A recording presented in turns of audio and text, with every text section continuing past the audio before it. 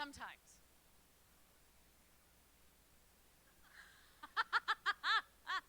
So, while I'm waiting for everybody, if you are on Instagram, you should follow that guy. It's MCREICHLEY.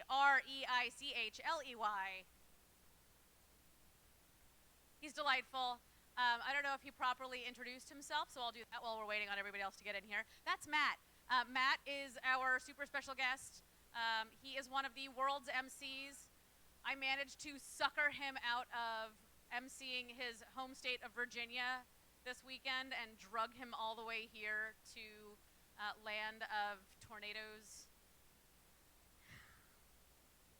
Because that's always a fun thing to fly into. Right? What? MCREICHLEY.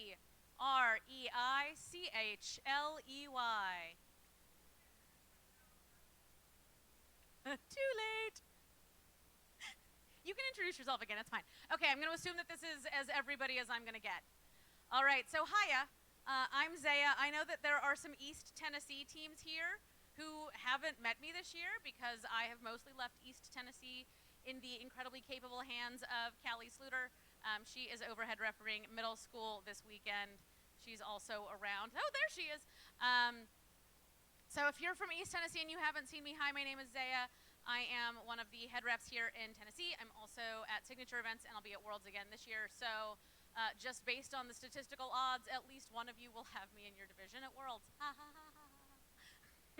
No, it's wonderful because then I get to see familiar faces as opposed to all of these kids from places that I don't know super well. All right, so everything that, oh, this is my one from last tournament. That's okay, it's pretty similar. So everything that happens over the next 36-ish hours is with the goal of preparing you for Worlds. Up until this point, every time I would see you, I was preparing you for state while we're here. So now I'm preparing you for Worlds. Everything that I am hard on you about, like showing up to the field on time and wearing safety goggles and staying in your driver's box, it is because I am one of the least terrifying Worlds head referees, and they will all yell at you about that, and I don't want any of my Tennessee kids getting yelled at by the other head referees. I want you guys to have an amazing experience there, so everything that happens over the next 36 hours is to prepare you for Worlds, because 13 of you are going, which is amazing. Remember G1 and the code of conduct, it's posted here, it's posted there, it's probably posted somewhere near your pit area. I like to think of it as Wheaton's Law, don't be a jerk. That is not just for students. So students, step one, don't be a jerk to your opposing alliances. Don't be a jerk to your alliance partners. If you don't like your alliance partner and you decide to no-show for a match, I will be real unhappy about it. I would defer you to the 2012 Olympics badminton semifinals. Go look it up, it was terrible. Teams basically got blacklisted. Don't do it. I've already seen it this year. I was not happy about it. That also means that this extends to students and their interactions with the volunteers. There are only 3 people in this building who are being paid to be here to do this. And there are well over 100 volunteers. So be nice to them. They are giving up an incredible amount of time to support you because they think that it's valuable and they think that you're valuable. So be nice to the volunteers. This also extends to adults and siblings and grandparents and aunts and uncles and friendly neighbors who have come to watch. Be nice to the other adults. Be supportive. We don't heckle each other. We don't go up and yell at volunteers. None of that is stuff that happens here in Tennessee because this is one of the nicest states to referee in. Good sportsmanship is just expected. It is the standard. Remember, parents and coaches, you have done so much up until this point. We don't want you to do anything else. This is student-centered robotics. Do not coach from the field. Do not shout instructions. Do not tell them to go score a purple tower because that will double their purple cubes, of which the opponents have none. Don't do it. If you do it, and I hear you, and I figure out which team you belong to, I will disqualify your team.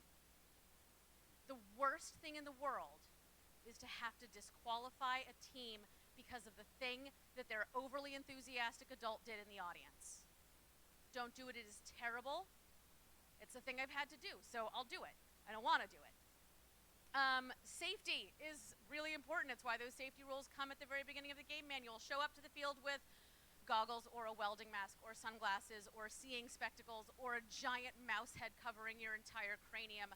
I don't care what it is, there just needs to be something protective in front of your eyeballs, because when these robots, especially this year, open up, they are murderous. I got hit in the face with one in Virginia earlier this year. That was a lot of fun.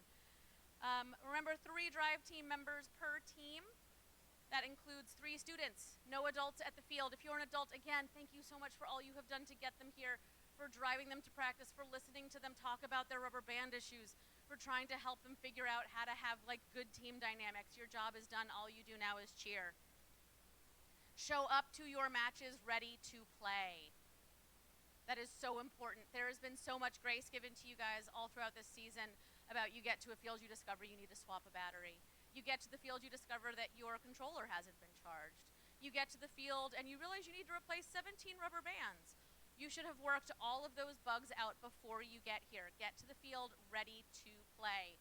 When I land at a field, and I am famous for running ahead of schedule, when I land at the field, you've got to be ready to go. Now, if things are happening and we've got 3 minutes before the match is scheduled to start, I have the ability to give you that kind of grace.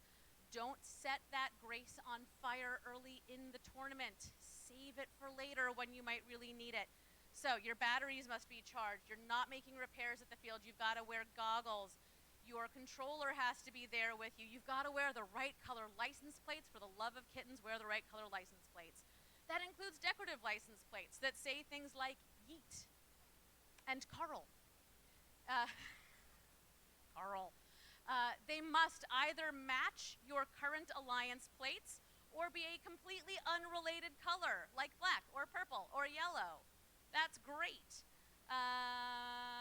We will be running by the end of it, like almost 3-minute match cycles. That's pretty quick for some of you. So please remember to be on time for your matches. If you can't be there, at least send somebody from your team so you don't get marked as a no-show. Remember to start in your 18 by 18 by 18 configuration, touching the wall on your alliance side, touching your preload, not touching game objects or other robots or things on the opposing side of the autonomous line. I don't even know how you would do that in your 18 by 18 by 18 configuration. Remember to plug your controller into the field before powering your controller and your robot on. It will solve a multitude of connection issues. Once the match begins, you may not touch your robot unless something horrifying happens, like you forgot to turn it on or select a program, in which case I will sense the distress on your face. You are all very transparent and the distress is real obvious. If I see you looking upset and something is not going, I will ask you what's going on, and then as soon as driver control starts, you can get it sorted out by turning your robot on, or disconnecting and reconnecting a battery, or sorting out which program you were supposed to select on your brain.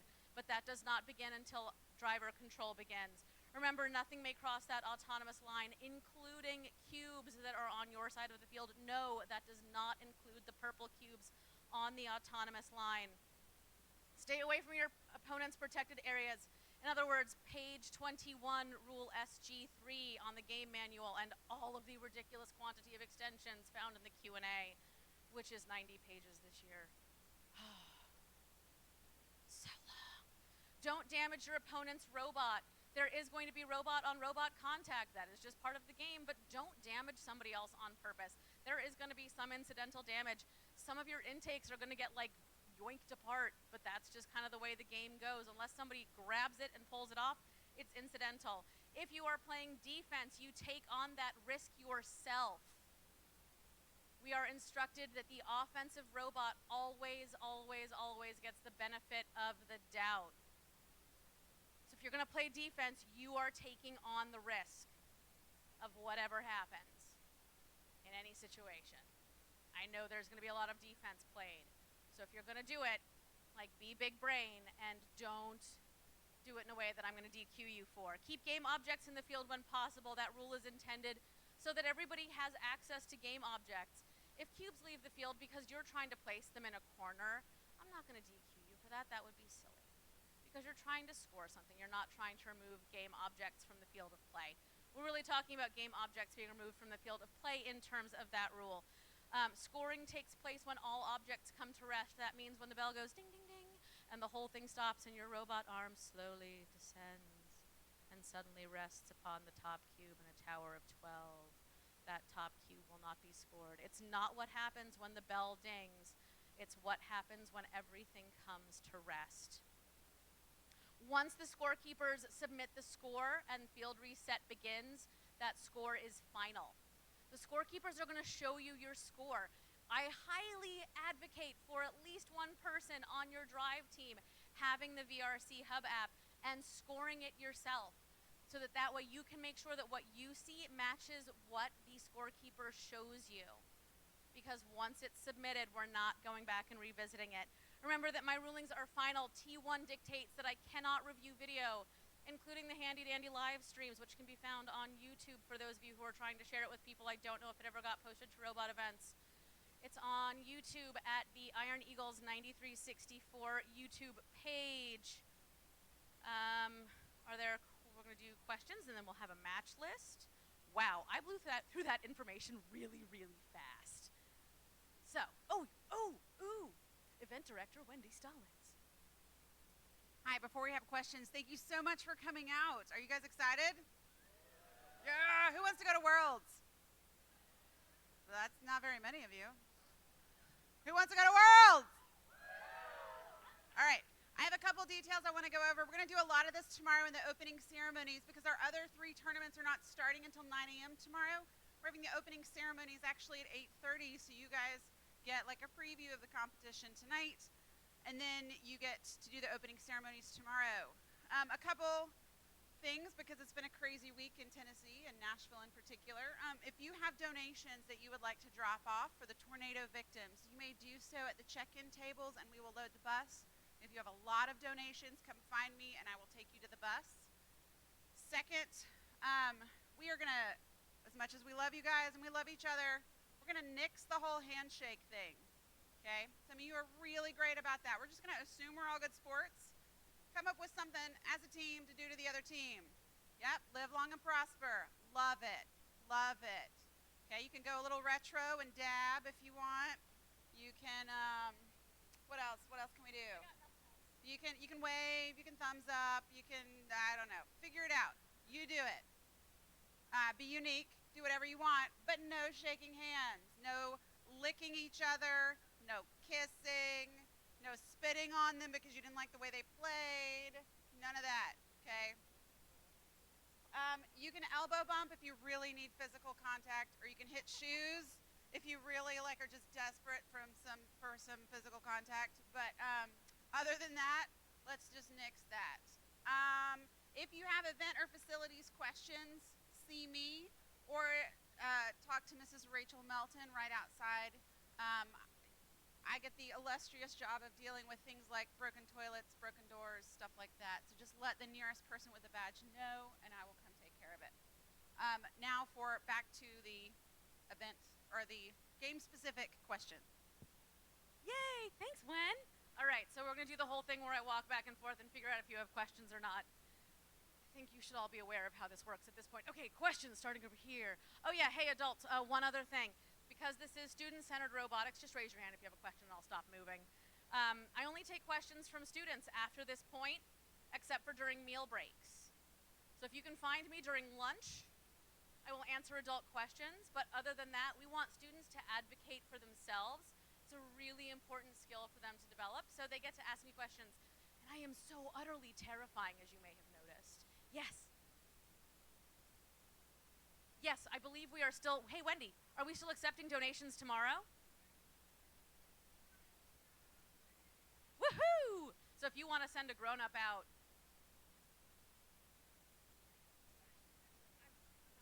Yes, donations will be accepted all the way till the end of tomorrow.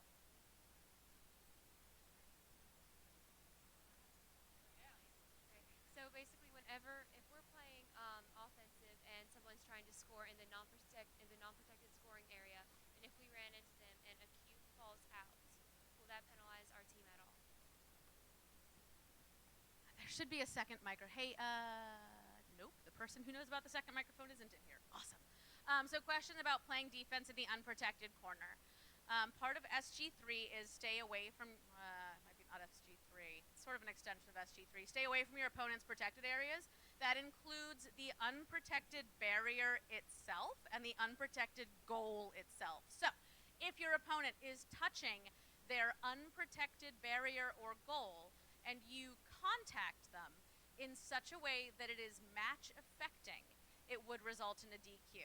If they are not contacting their barrier and it is not match affecting, then it would either be nothing or a warning.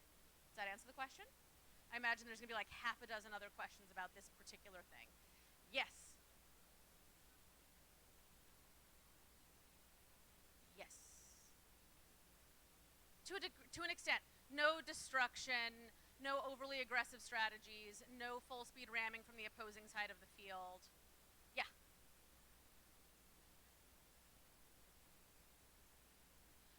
You cannot force your opponent into a DQable situation. So if you are red team and you're hanging out over in the general vicinity of blue team's unprotected corner and they push you, blue team pushes you into blue team's unprotected or protected corner, either way, they've pushed you in there. As long as you immediately make an attempt to get out, they can't force you into that DQ. Yes, I'm not going back and forth. I'm just going to go back and forth over here. Yes.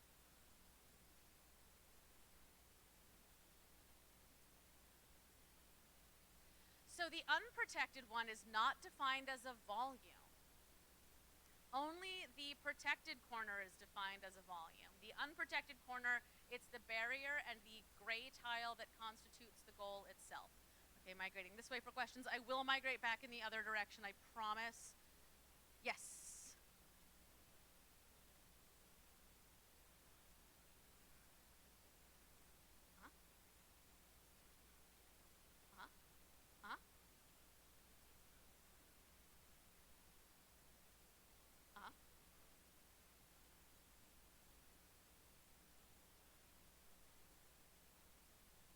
Possibly. It's like, here's, okay, I know it is really irritating when the game design committee says we cannot issue a blanket ruling. I know why they say that, because there's just, every situation is distinctly different. We weigh every single option. Sometimes it's like, okay, no, there was only one violation, it was small, it wasn't match affecting, we're not going to do anything about it. Versus, okay, we've got 3 violations that all happened on top of each other, and individually they would have been minor, but all 3 of them stacked on top of each other, it becomes a major violation and a DQ. It's very gray, unfortunately. I don't like it either. Yeah. No, oh, you're waving. Are you waving at Mr. Allen? No, okay. Questions? Questions? Hello? Sometimes you're waving, sometimes you actually want things. Yes.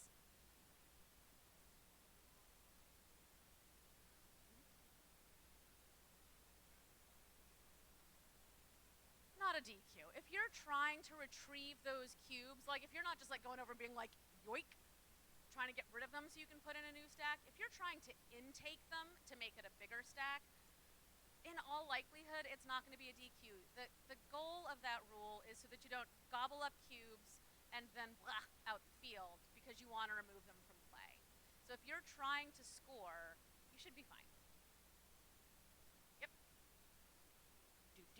Doot. Hello. Yeah.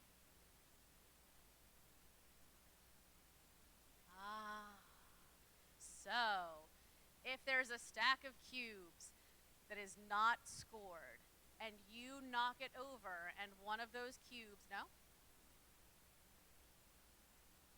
Okay. Okay.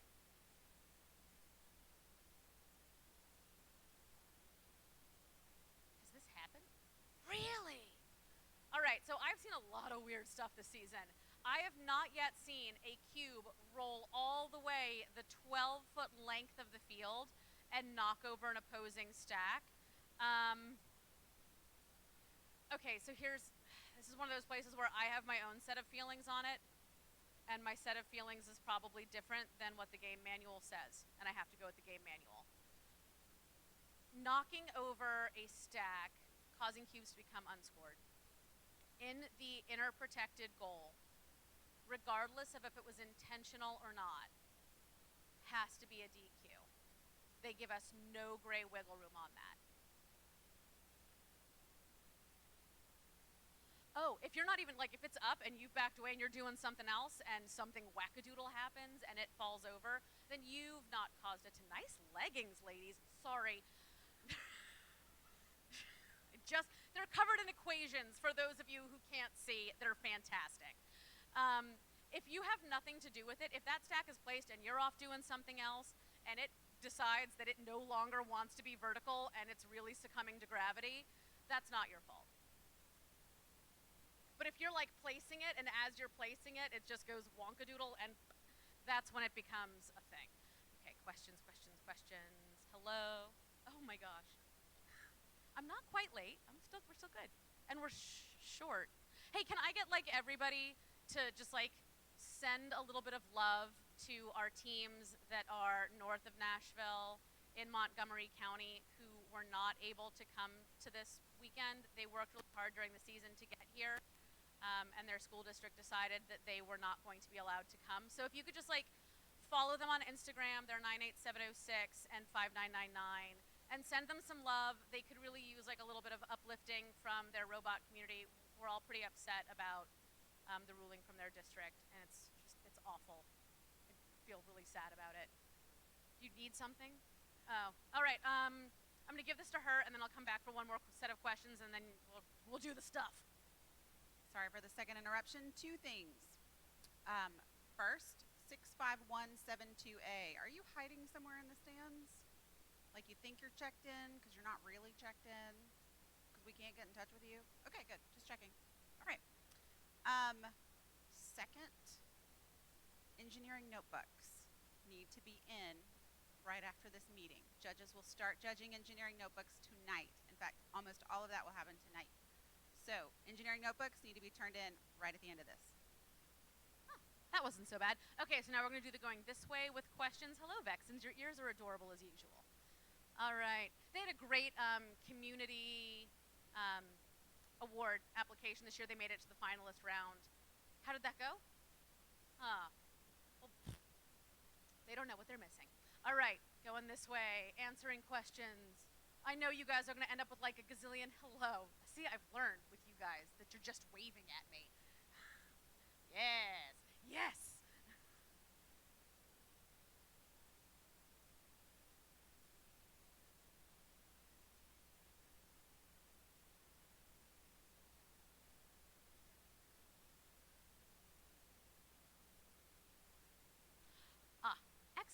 Excellent clarifying question.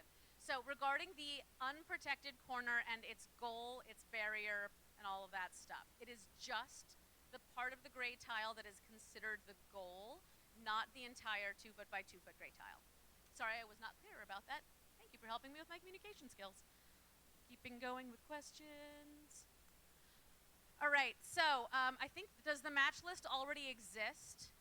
It might already exist. If you've got VEX via, you'll know. As soon as that match schedule comes out, I want fields or matches 1, 2, and 3 to go ahead and migrate to the fields, and 4, 5, and 6 to get to the queuing tables. Yes. Oh, sweet Kenwood. Oh, heartbroken. I'm gonna cry about it. Because robots make me cry. Yeah.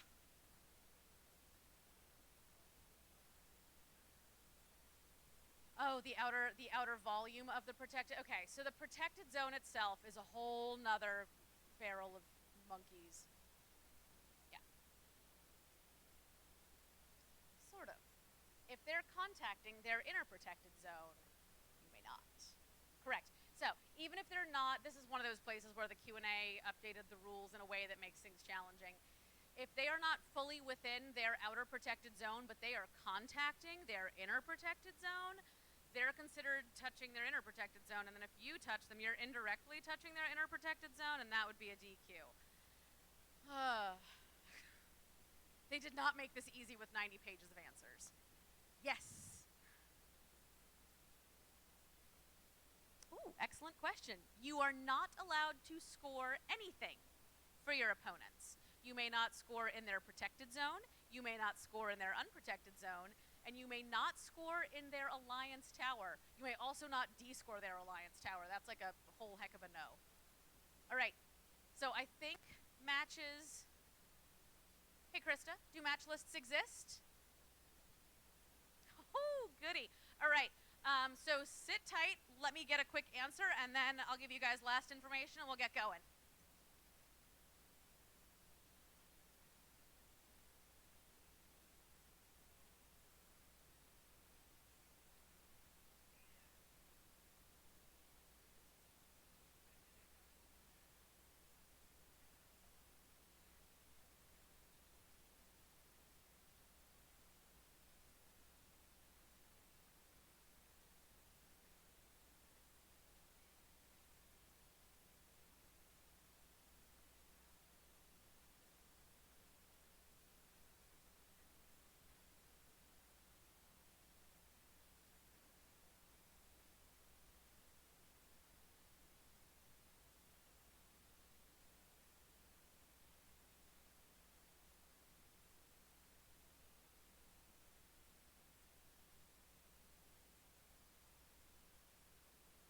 Sweet. All right, so match lists are about to be generated. The shift in our team numbers means we had to do some adjusting because I plan these things weeks in advance, and last night's decision really threw a monkey wrench into a lot of people's universes. So we're getting match lists printed. Please send one person from your team up to the barrier to get a match list. Everybody else, you can go back to the pit. The most important thing about today is for all of you, well, I guess, and tomorrow, for the next 36 hours, is to go be awesome. So go be awesome and come get a match list.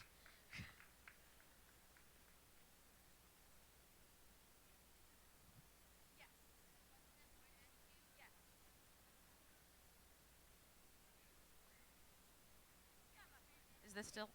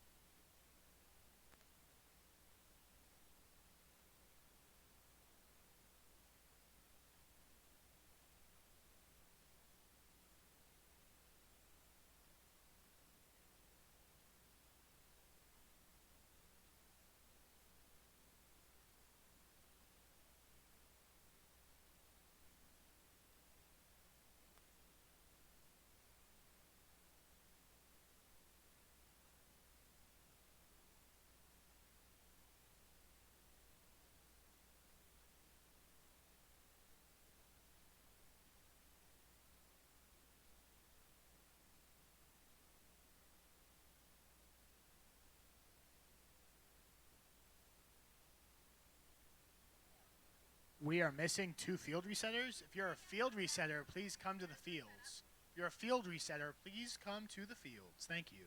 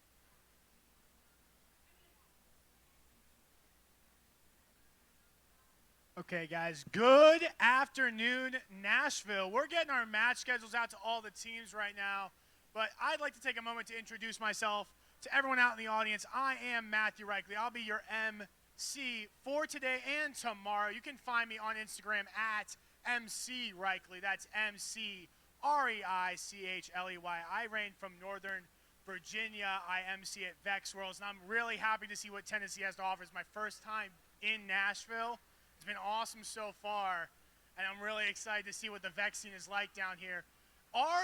Is there anyone, any of the parents in the audience who have no idea what we're about to be seeing today? Who have never seen the game at all, have no idea? We got one, got a couple. Then I'm going to go ahead and explain the bare bones. I don't know too many of the rules, but at least know how the game is scored. So basically, Zay is laughing.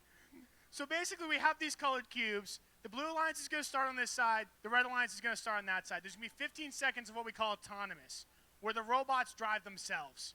Their goal is to take these cubes and stack them up in the corner. And they can be any color in the stacks. It doesn't really matter. They can take different colored cubes. There can be a couple stacks. Let's grab another green. And they place them in the corners. There can be 2 stacks in these corners and 1 stack in the near corners.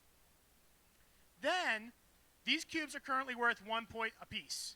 Towards the end of the game, when these stacks are really tall, and I'm talking like 9 or 10 cubes, then the teams can go and they can take the cubes and they can go to these towers.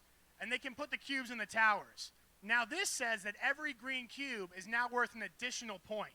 So now, these green cubes are worth 2 points instead of 1, but this purple cube is still only worth 1 point. And if we were to take another green cube and come over here and jam this green cube in this tower, now green cubes are worth 3 points apiece. And they do this for 1 minute and 45 seconds, and then we total the score at the end of the match to see who wins. And that's kind of the gist of it. Teams can hold as many cubes as they want. So you're going to see, if you look over to your right at our queuing area, you'll kind of see what every robot's going to look like, or at least most of them. These giant trays sticking up. These are going to hold huge stacks of cubes like this, and then they're going to tip them up, and then hopefully they're not going to go falling over. Except they're going to go falling over, and they're going to hit the ground, and they're going to go flying everywhere. It's a great time. That's kind of the gist. There's some defensive play happening. These are the protected zones, the double over here. The single stack on the far side is the unprotected zone. So basically, when a robot's scoring here, the other team can't affect it. But when a robot's scoring over here, it's not protected. So it can be rammed and like defense can happen. So a lot of action happens over here. Not a lot of action happens over here. That's it. That's the basic gist of this game called Tower Takeover. Where does it go? I actually don't know where this goes. Are we already missing a cube? Is that my fault? It is my fault. I found it.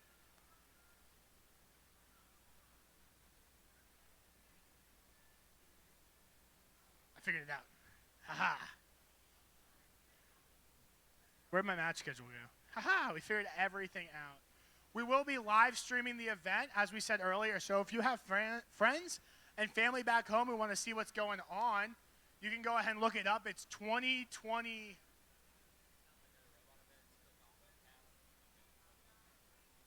Okay, go to the robot events. Go to the Tennessee State Championship on robotevents.com. Search for the VRC Tennessee State Champs. Go to webcast, and the links are there. You can find the links for this webcast. Robotevents.com. Go to VRC.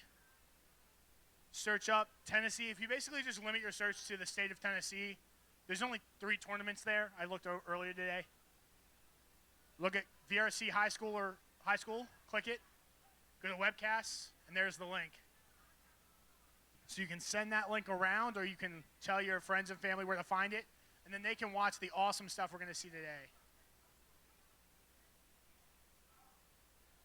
I do apologize in advance. If you like the sound of my voice, that's good, because you're going to hear it literally nonstop for the rest of all eternity. No, for today and tomorrow.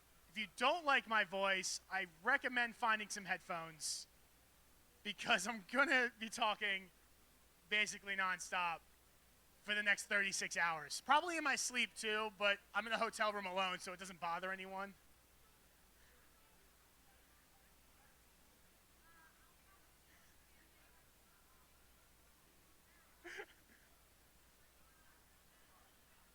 Are we ready to get the teams out to the fields? Do we know? How are we looking? Zaya, how are we looking? Are we good? About ready to go? That's what I like to hear.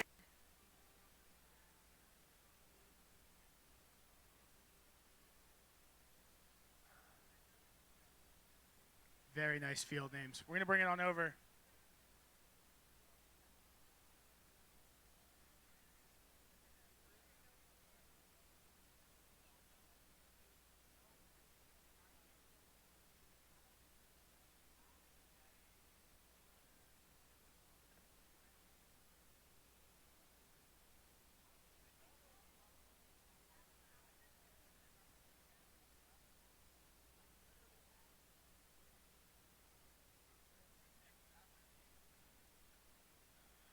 Okay, guys, ready?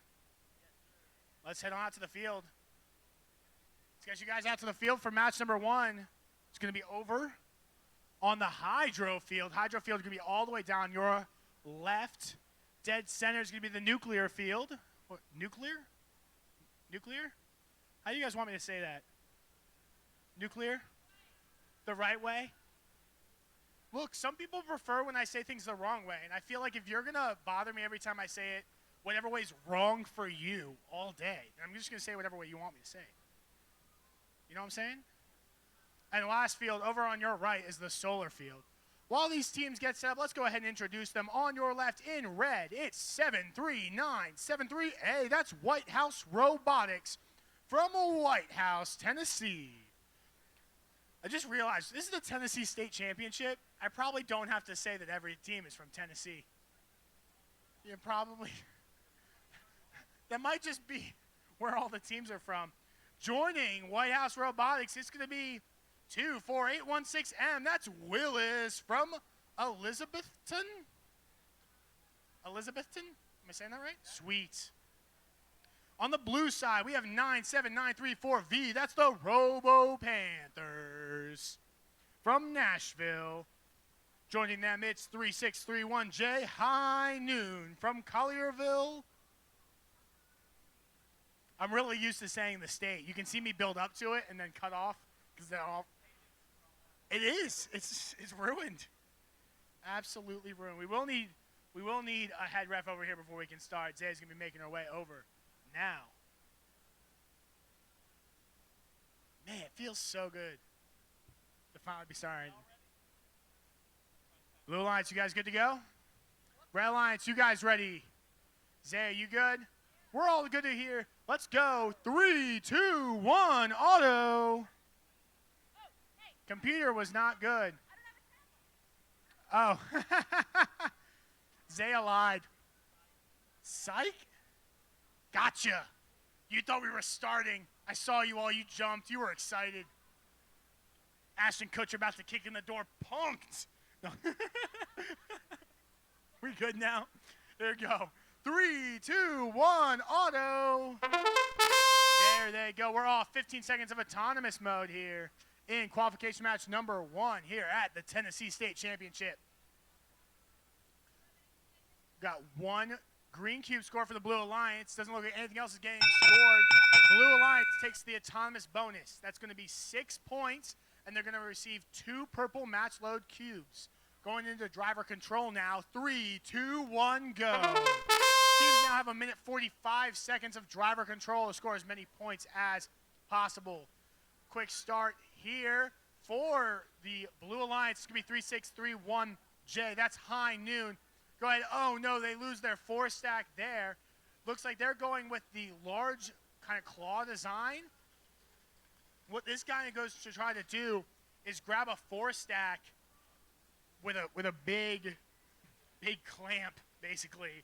Drag it on in and score it. They have an extra on the robot, too, giving good maneuverability to place it. They just weren't able to keep it upright. They're using Mecanum wheels on their intake, too. Very unusual. Good placement going in here. It's going to be really, really big there from Willis. A huge stack going to the red unprotected zone. In the meantime, White House Robotics also with that large clamp design. Willis up. Can they get it scored? And it's good there. That's an 8 stack. So far, green cube's worth 3 points apiece. Blue Alliance been all over these towers. It's been the Robo Panthers putting those in. So far, it looks like that has benefited the Red Alliance actually more than the Blue Alliance. The green cubes, as Red Alliance currently has 3 scored to the Blue Alliance's 2. 18 seconds left in the match. Looks like going up to get purple cube into the tower there. Wiggly whack. Is that, it'd be a reverse 4 to 6 bar in tower takeover on mechanics? What's happening? Is this 2015? I love it. What a match for qualification match number 1. Let's go ahead and give all these teams a round of applause. And we're heading on over to the nuclear field. We're good to go. Red Alliance, you guys good? Yeah. Blue Alliance, you guys good? Yeah. Let's do it. 3, 2, 1, Otto. Let's go ahead and introduce the teams. On the Red Alliance, we have the A team from Chattanooga and Robo-Griff's Team B from Collierville. On the Blue Alliance, we have Robo-Griff's Team A and Iron Eagles Carl from Brentwood. Blue takes the autonomous bonus with a 3-point auto coming out of Robo-Griff's Team A, and we'll go into driver. 3, 2, 1, go. Driver is now taking control of the robot. We see 1, 2, 3 trays extended now. It's going to be the Iron Eagles, the home team, with the late tray extension. There it is. 3, 4 trays fully extended now as the teams start to get those trays filled up from center field. I appreciate that the Carl license plate is now purple so that they can just leave it on their robot. That is peak design. That's a big 4 stack there. We're going to call that a pumpkin stack, although it's mostly green and just a little bit of orange. It's usually mostly orange and a little bit of green. I like to name the 2-color stacks so they're easier to say. This is what we're talking about, by the way, those huge tray stacks over here. Oh, no, they lose the top 5. Would have been a tenner. Ends up being a base with only 5 stacks. Cube stacked on the bottom. Meanwhile, the Blue Alliance does have a tenner in their unprotected zone. That's going to be huge here. A good place there from Robo-Griff's Team A. It wobbles just a little bit. Solid 9 stack there in the blue protected zone. Red midfield with a huge stack. Going to get some defensive play out of Carl. Pop just a few cubes off the edge. Ground looking awfully clean here. In just qualification match number 2, we usually don't see this until, elimination match. Please don't get knocked out. We need you.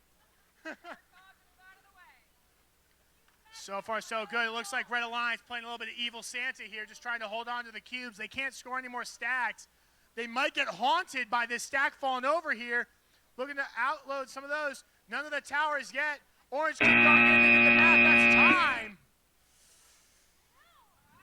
They're going to be haunted by losing the top 5 cubes off that stack. What a match. Let's hear for these guys' qualification match 2. And we're moving on down to the solar field.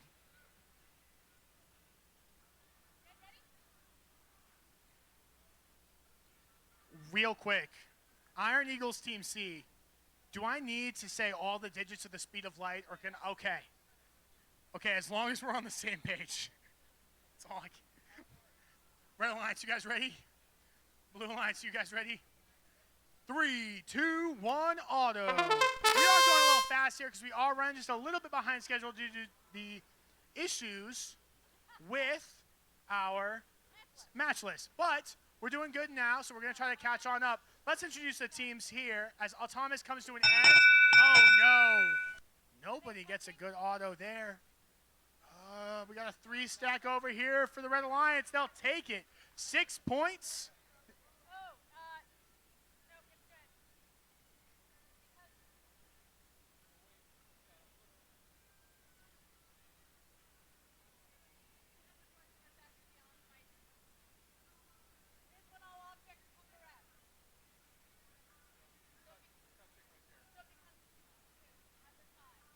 So it's a tie in auto. What this means is each alliance will get 3 points and 1 purple match load.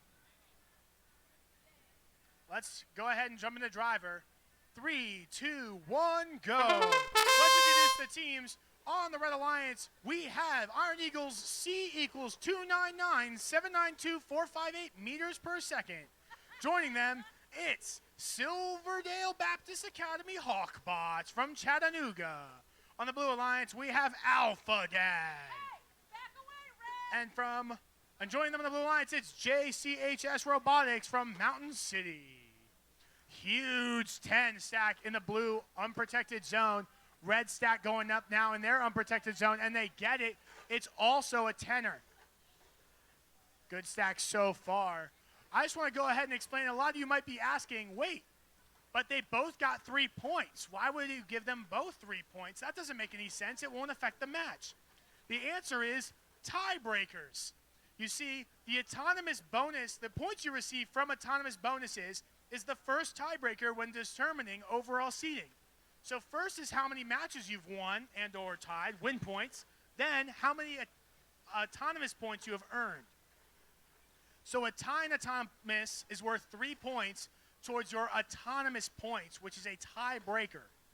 Basically for rankings, not for the match. Looks like a huge stack here for C equals 299,792,458 meters per second. They're going up and in. It looks like a 10er. Let's see if they can get it. It's wobbly, but it's in. Orange all the way, top and center. Orange cube's now worth 2 points apiece. Defense coming out from JCHS Robotics. Trey swinging out wide, almost hitting the red driver alliance. A 4-stack looking to go in. Unfortunately, not enough cubes left to score next time. It's going to be a close match maybe, but being down an entire stack, costly here for the red alliance. And we're going to move on down to field 1, the hydro field, for qualification match number 4.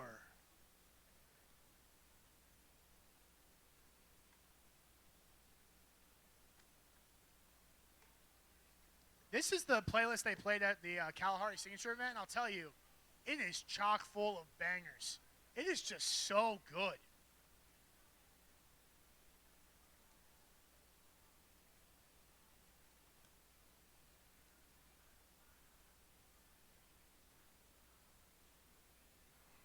Okay, man. Let's put that literally anywhere else. They were touching a stack? Yeah. Oh no! With their flap. Not the flap. Oh, it's always the flap, man.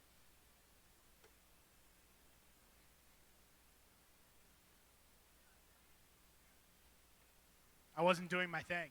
We were rushing. I wasn't doing my thing. Okay, we're here for qualification match 4. Red Alliance, you guys good? Blue Alliance, you guys good? Let's do it. 3, 2, 1, go. We're off. Let's meet the teams. On the Red Alliance, we have the lovely lads from Rogersville. Joining them, it's No Solution from Chattanooga. On the blue side, we have Falcon Foundry from Knoxville and Brightonics from Brighton. It goes blue because a cube from the red side of the field crossed over the center line during the autonomous mode, which is not allowed to happen. And thusly, blue will take the autonomous bonus. We'll go to driver in 3, 2, 1, go. These double lines in the center of the field, that's what we call the autonomous line. Not robots and cubes from your side cannot cross over to the other side at all during the autonomous period. If it does happen, you automatically forfeit the autonomous bonus. If both teams do so, then it is autonomous draw, or is it no autonomous at all? It's no autonomous at all, right? Yeah, they both cross. It's no autonomous. It's no autonomous at all. It's not even a draw. Just no auto. Good start so far. We have 2 trays extended here for the Red Alliance. Both the lovely lads and No Solution loading up. Although it looks like only No Solution able to have any success so far. The lovely lads haven't been able to get anything through their intake. Green cubes now worth 3 points apiece. We'll see teams start to prioritize those. Looks like Blue Alliance has chosen the color green. You'll note that Blue Alliance doesn't have any robots specifically meant to make large stacks. They have 2 claw bots. So what their strategy is going to be is get green cubes to be worth a lot of points with the towers and then only score green cubes. Isn't actually that bad of a strategy in this game. It is surprisingly effective against these teams that just go for bulk cube scoring. Unfortunately, the Red Alliance has already scored quite a lot of green cubes, and the bonuses you get from towers are only effective if you have more green cubes than the opponent. So as we round down here, we only have 5 seconds left in the match. Looks like Red Alliance not going to score this last 9 stack. They're going to try to get that orange up there in the high. They're not going to get there, and that's time here in qualification match number 4. Let's hear it for these teams. What a round. Oh, sweet. They got candy, too. You know me. I like some candy.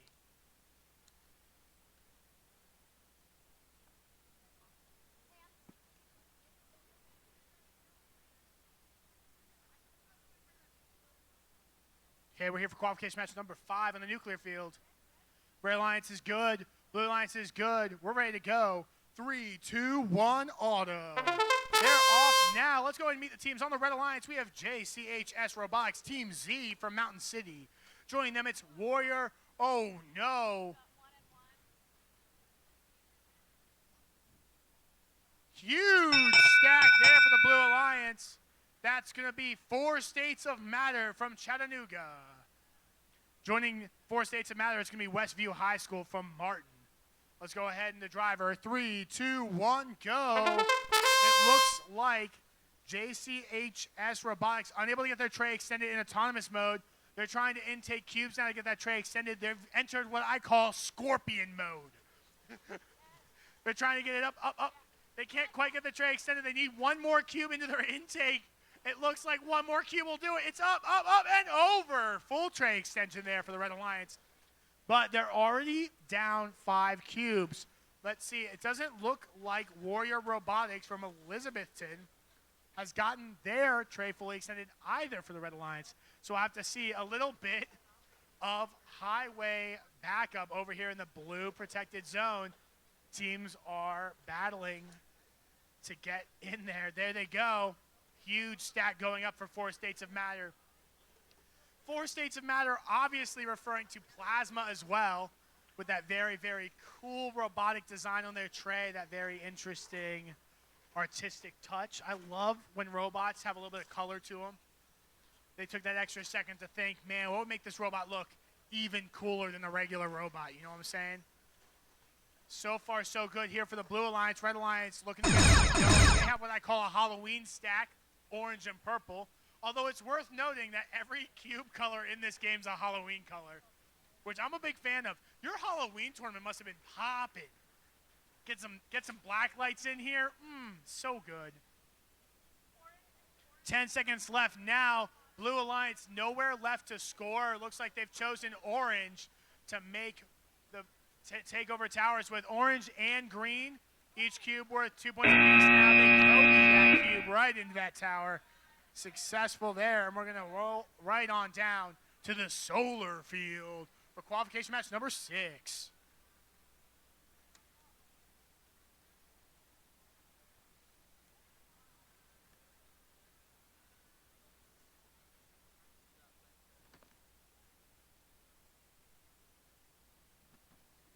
I'm serious, straight bangers.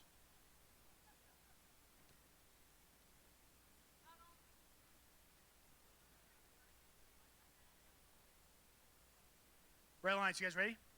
Blue Alliance, you guys ready? Let's do it. 3, 2, 1, Otto. They are off. Oh no, another scorpion mode. Are they going to push? Oh, cubes over the line for the Red Alliance. Looks like it's going to be Blue's Otto here. Rough start here for the Iron Eagles Team B. Blue takes the autonomous bonus. Go ahead and give them those 2 purple cubes, my man.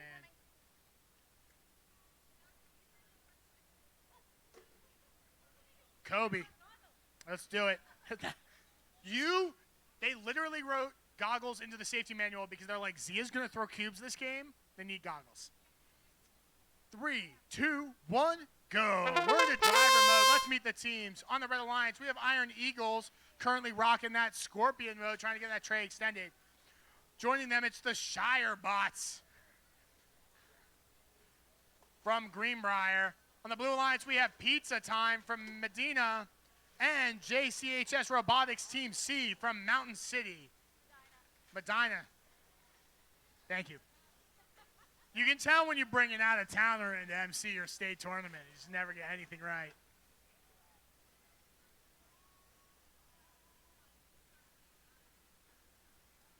It looks... Uh-oh.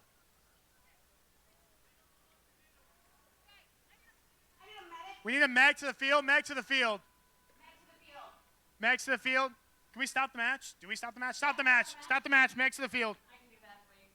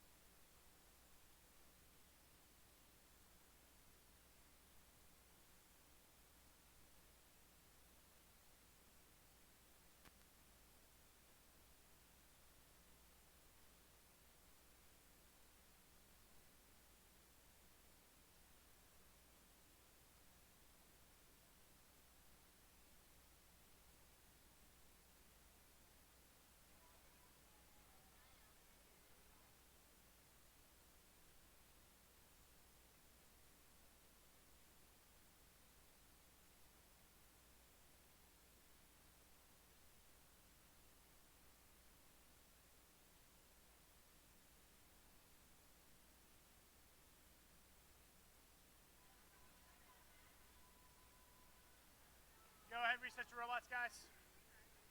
We're all good. We're good.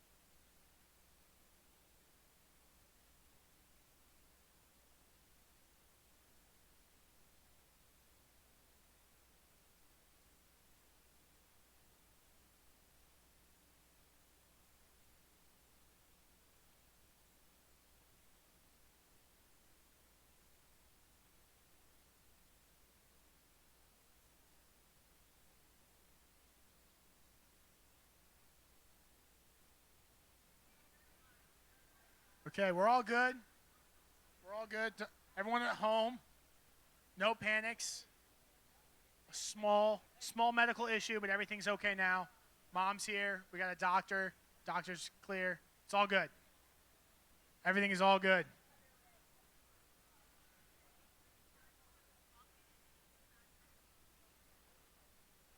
The driver is taking a break.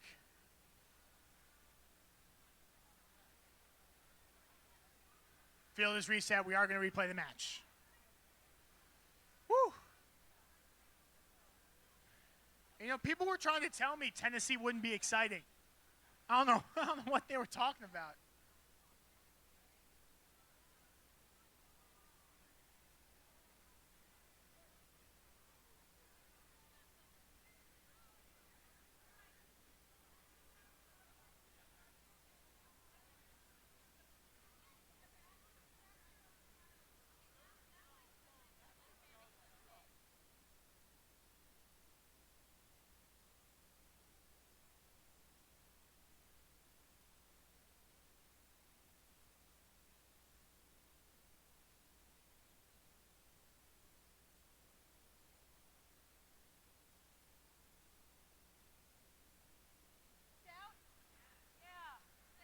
Are we all good?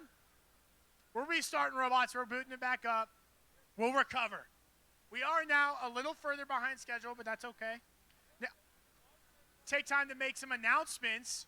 Dinner's being served from 4 to 7 p.m. tonight. You can also go, really, really cool. I've been told it's called Betelgeuse.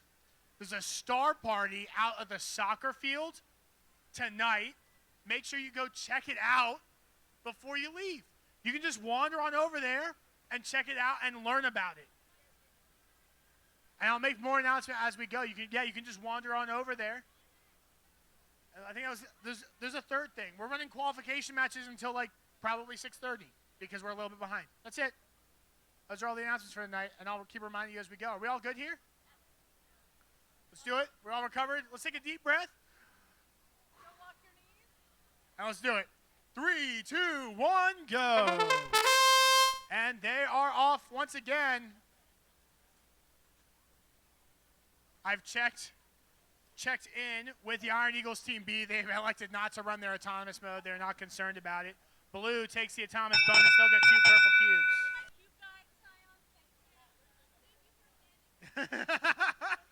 I think you're getting sassed right now. They're sassing you. 3, 2, 1, driver. That's 6.2 purple auto loads on over to the Blue Alliance. And now we're into driver control. A good expansion there of their tray for the Iron Eagles Team B. Joining them is the Shire Bots in the Red Alliance. On the Blue Alliance, we have Pizza Time from Medina. There we go. And JCHS Robotics Team C from Mountain City. Am I saying mountain right? Yeah. Okay, cool. It's got Mountain. Is it Mountain City? I mean, Virginia is technically the South, but like not really. A huge stack. Is that an 11? It is? No, it's 10. It's 10. Oh, man. Are we going to see an 11? There's another 10er. It'll be a 12 by the end of the day. 2 10s here for Iron Eagle Team B. Just showing that they're going to be a strong contender here at Tennessee State's. Looks like a 4 stack going here for the Blue Alliance. They're going to try to get it up and in. Pushing it forward. There it is. 2 purples, 2 greens. Orange all the way up. That's a tall robot. Please don't hit it. Please don't hit it. Please don't hit it. 27 seconds. Oh, it's tipping backwards. And it's in. Orange cubes now worth 2 points apiece. Green cubes, 2 points apiece. Purple cubes, 1 is the loneliest number that you'll ever do. For orange cubes, 3 points apiece. Looking to get another one in there. Red Alliance trying to make them worth the big 5er. There it is. Green cubes, 3 points apiece. Orange cubes, 5 points apiece. 6 points apiece. Counting is hard. Orange cubes are worth 6 points apiece. What a match there for the Red Alliance. Big round of applause to those guys in qualification match 6. And we'll move on down here to the Hydro Field for qualification match number 7.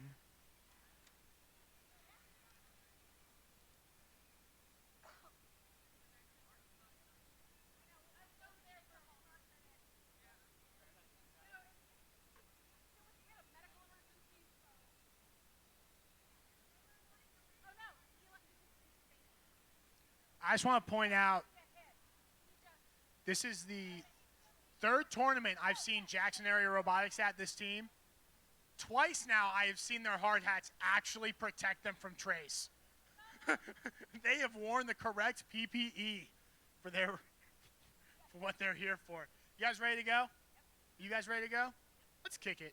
3, 2, 1, auto. Let's meet the teams. On the Red Alliance, we have Fenix Robotics A. That's Talbot. And Always Served Fresh from Chattanooga.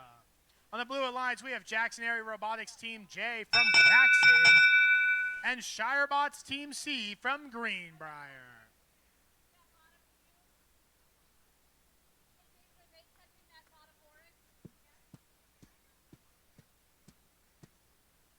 Someone's got to be dancing to this. It literally tells you how to dance. You can't say you don't know how to. Man, I thought Tennessee was cool. That's how you get people to dance, right?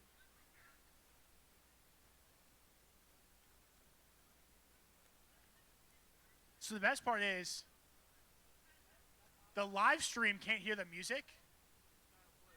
Blue takes the autonomous bonus. And we're going to go ahead and go to driver. 3, 2, 1, go. That's using it. There they go. They're going now. And they're off. So I think it was determined that the Jackson area robotics was not touching their 5-stack in auto. They were touching the second cube, but not the bottom. But not the bottom, and that was good enough. 2 cubes, won that auto for the Blue Alliance. Man, that reversible 4-bar, straight out of Always Served Fresh, straight out of Subway. Just a little crooked. But you're going to see it. So this is actually a really cool strategy that Always Served Fresh is doing here, because you'll see these teams that can score these stacks in autonomous like Jackson area did. The issue is a 5-stack in your unprotected zone will not win you a match. Like, only scoring 5 cubes in one of your 3 towers will lose you a match at high level play. But you can't score 10 or 11 stacks in autonomous. You just can't do it. So teams will score 6 or 7 in auto, and then a robot like Always Served Fresh will go over there and just plop 4 more cubes on top of it, and then it's all of a sudden a competitive stack. And then they are able to play defense with their mechanism, able to mess with trays and play defense in the mid game, and also make stacks taller. So it's actually really cool. It played out a lot better in mid-February when the rules were just a little bit different. But now I think it's still a very viable strategy, and we'll see how it performs for them for the rest of the tournament. 8 seconds left now. Green cubes worth so many points it doesn't matter. Look how many green cubes Red Alliance has scored. This is like 60 points. This is 66 points in green cubes. 66 points in just green cubes. Unreal. Okay. No, you're good. Yeah. At Worlds, you need side shield.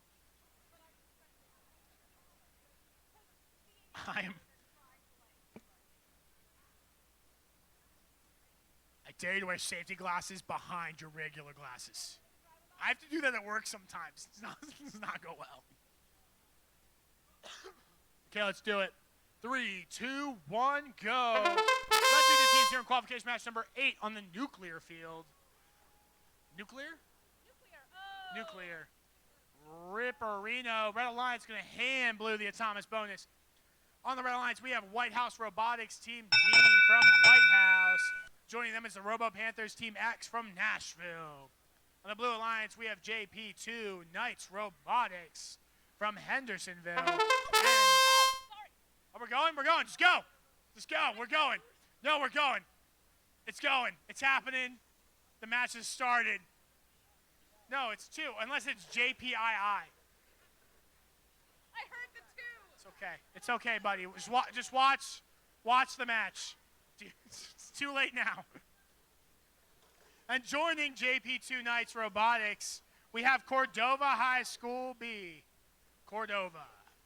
From Cordova. Whew. You know, we'll get there eventually. We'll get in the groove again. This is like the 3rd tournament we've worked together. We should know what we're doing by this point. I'm still a little wigged out by like one of the kids. You know, understandable. We have a 4-stack in the blue unprotected zone at this point. Looks like a big stack going up here. It looks like it might be 9. Really nice stack there in the unprotected zone. Up and in for White House Robotics. I really need like a bump cap, like a hard hat in my helmet. Robo Panthers Team X looking to make it 10. Or is this going to be our first 11? It looks like our first 11. Oh, no, they lose one off the top. 2, 3, 4, 5, 6, 7, 8, 9, 10. Up, and in. There for the Red Alliance. 19 cubes scored for Red right now. 4 and 7. 11 for the Blue Alliance. Blue Alliance down 8 cubes. Who took the auto bonus? Blue took the auto bonus, though. So, not that much of a difference now. Orange cubes were 3 points apiece, though.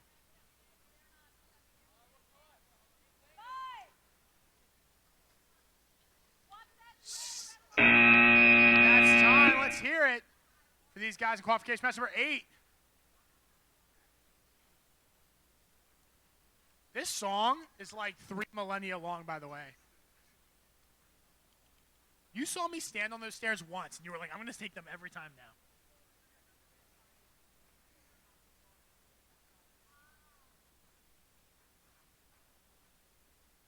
Okay, you guys ready? No. That guy's hand is in his robot. Made that mistake before.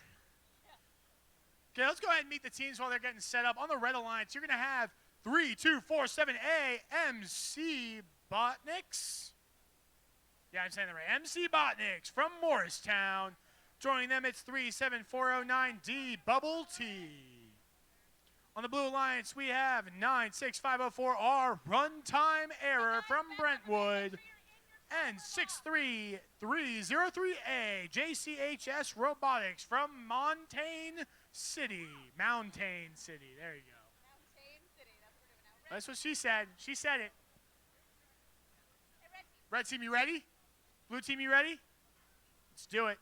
3, 2, 1, Otto. They're off and rolling. It looks like 1 tray extension here for the Blue Alliance, 2 trays up and out here for the Blue Alliance. Red Alliance has scored 1 cube successfully over clock. You know what's funny is their tray says yeet, and they just yeeted those cubes outside of the blue corner. Blue takes the Atomic bonus nonetheless, and will head in the driver. 3, 2, 1, go. I think it's actually nevertheless. Or is it? Yeah, it's nevertheless, right? It's nevertheless. Nevertheless, not nonetheless. I'm really good with words considering my job is to like speak into a microphone for hours on end. Big stack going in here for runtime error. Runtime error, overclock, and yeet all on their robot. Big fan of them. Huge stack. Huge tray. Huge stack going up here for the Red Alliance. It's going to be Bubble T. Looks like very capable of making an 11 stack. They might only settle for 10 here, it looks like, if they're going to place it. It does look like the top of their tray might not be real capable of holding an 11th cube. Even if they are technically long enough. It's very thin at the top, so it might not have like the sides to contain it. Oh no, stack comes crumbling down. Only 2 stick.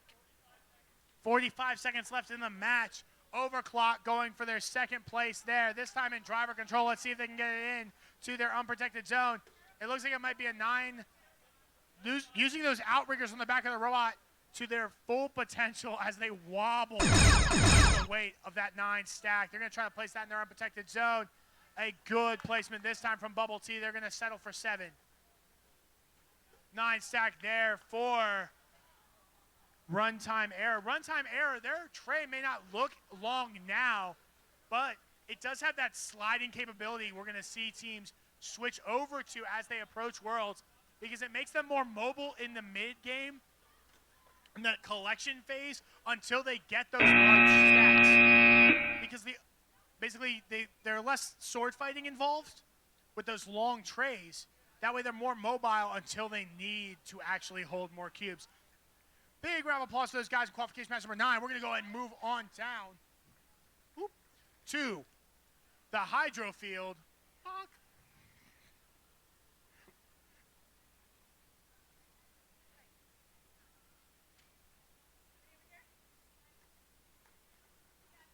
For qualification match number 10. There needs to be an app for this. No. They tried it one year, and they misspelled announcer wrong, and then they never tried it after that. Okay, you guys ready to go? 3, 2, 1, Otto. Oh, no. Bad start here for Robo Panthers Team Y. They weren't able to get their tray extended. Yep, cube has. Looks like the cube is crossed the line. Zaya, they're going to take a look. Blue takes the Atomic bonus as Red has pushed the cube across the Atomic line. And we're going to go ahead on to driver. 3, 2, 1, go. That was Robo Panthers Team Y, unfortunately unable to get their tray fully extended within the autonomous round. Joining Robo Panthers Team Y is White House Robotics Team B. On the Blue Alliance, we have the Vixens from Collierville. and Andrew Michael Medor Fan Club from Chattanooga. So, who is Andrew Michael Medor, and how much am I going to be hated for not knowing? I don't even know. Okay, now I don't feel bad. Looks like no huge trades this round. Unfortunately, Robo Panthers Team Y unable to get that full extension of their tray. You may not push them into their opponent to your corner. For an EQ, 37490, I suggest you back away. 53 seconds going for a score now. Unable to get those 3 orange cubes actually stacked into their unprotected zone for the Red Alliance. They do get 2. They'll have to settle. Over on the blue side, it's the Vixens, hashtag girl powered, up, and in. It's an 8 stack for the Blue Alliance into their protected zone. Good stack there. It looks like an orange cube for the Red Alliance. Because they weren't able to get their tray fully extended, they've transitioned strategies, right? Step 1, we can't get large stacks. Step 2, focus on the color cube. Step 3, put that color cube in towers. Unfortunately, they're falling behind there. They've scored their orange cubes now. Now they got to get those cubes in those towers. Good defensive play, and it's knocked over. Oh, no. Robo Panthers Team Y is trapped in the corner. White House Robotics has fallen down. I think there's a team that saw about this, right? Where they took over the White House.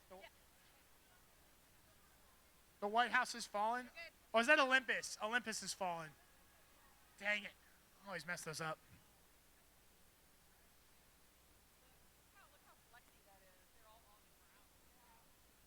It's not flexy. They know all their trades are going to shoot out right over their heads. And they just really don't want to, like, die. Their build head of drama. Shut up and They are. No. Let's do it. 3, 2, 1, go. We're in auto mode on qualification match number 11. Let's go ahead and meet the teams. Rip. Got a hair in my mouth. Let's go ahead and meet the teams. On the Red Alliance, we're going to have Aegis from Elizabethton. And Robo Panthers Team U. Blue Alliance is going to take the Atomic bonus by 1 cube, 6 points, and 2 purple matchlets. We're going to driver. 3, 2, 1, go. Driver control has begun. On the Blue Alliance, we have RoboGriff's Team B and Westview High School. Next, you're going to tell me this is said Martine. Huge stack up for Aegis. A big tenor. Aegis is here to play. In the meantime, Robo Panthers Team U unable to get their tray fully extended. It appears that they are stuck on literally a single rubber band of their intake. Unfortunately, they're not even rocking Scorpion mode, which at least looks cool. They're kind of just doubled over on themselves. Honestly, though, it does look cool. They're in Swan mode. Yeah. It's a Swan. They're just going to float around here playing some aggressive, punchy defense, and then the first thing they do is ran into their team. It's okay, though. They're doing the best they can. I do want to note they have police officer stickers all over their intake, and I think that's really, really cool. Huge stack up here for Aegis. Is the Volunteer Alliance a thing? It's brand new. It's brand new. I like it. As a volunteer, appreciate it. 4, 3. Pin count coming out here against Team U in Swan mode. 15 seconds left in the match. They're going ahead trying to block off any access RoboGriff's Team B has to get over to their scoring zones. They're doing a great job. Look at this boxing. They're doing a great job keeping the Blue Alliance away from their scoring zones. That's time. What a great defensive play. And you know what? In the last couple seconds, RoboGriff's Team B was able to get their tray extended. Huge round of applause to those guys in qualification match 11, making the best out of a bad situation. It's about perseverance and not saying words that start with the letter P into the microphone. Excuse me. Just need to change hats. Every match, dude. It's my stick. I can give them another 20 seconds. Stick. Give him 20 seconds.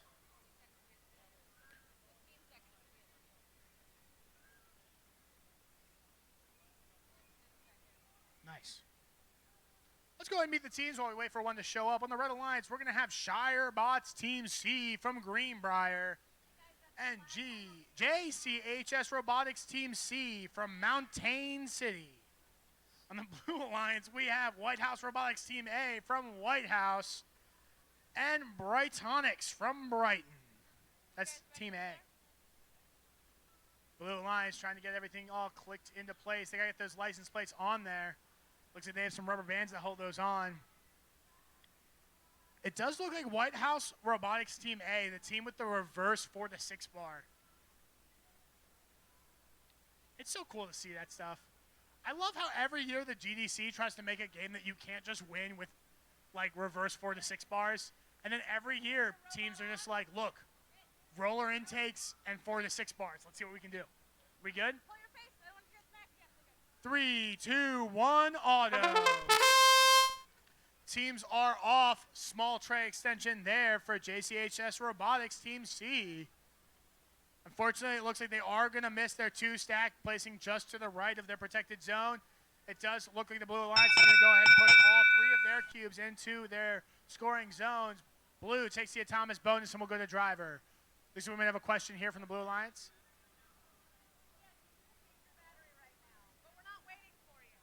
Go to the driver. 3, 2, 1, go.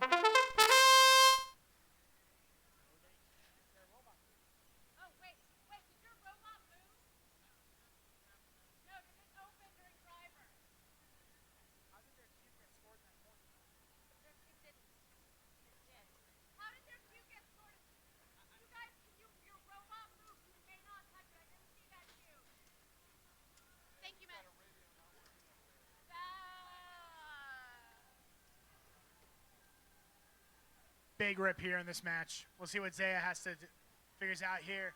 We got 2 robots going though still on the field. Looks like green cubes up and in. Look at that. Very interesting design here as they Shaquille O'Neal slam dunk that green cube into a tower. Just over the back. Slam. I actually don't think Shaquille O'Neal dunked. Who's a basketball player that dunks? I don't actually know basketball that much. Did Shaquille O'Neal dunk? He's just the basketball player I know because he does this thing. And it's like super entertaining. And then the kitty cat does it. Yeah, once your robot moves at all, you cannot touch it. So they do this thing, right? And they slam, but then like they also have this elevator lift to get to the taller ones. I wonder, it'll be cool to see if they can place it all the way up in the high tower if they're even interested. It looks like it's orange cubes versus green cubes. The green cubes are already ahead because the green cubes are already worth 2 points apiece. There's more orange cubes scored, but they need to get the orange cube in the tower. So they're going to have to Kobe. We have the Kobe bot who's going to try to, like, shoot it in versus the Shaquille O'Neal dunk bot. One second left, it looks like Shaquille O'Neal came out on top. What a match. Let's hear it for these guys over in qualification match number 12.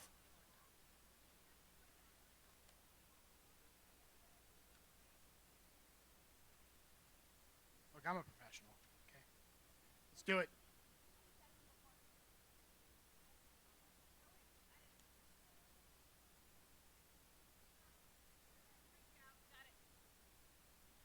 Ready? Googles. Googles. We good to go? 3, 2, 1, auto. Over here with qualification match number 13. He almost gets slapped right in the head by his alliance partners in Thomas mode. Let's go and meet the Red Alliance. We have Falcon Foundry from Knoxville, joined by Iron Eagles Carl. On the Blue Alliance, we're going to have White House Robotics Team D and Willis. Tie in Autonomous mode. Each team gets 3 Autonomous points and a purple auto load, match load cube. 3, 2, 1, go. They're off into driver now.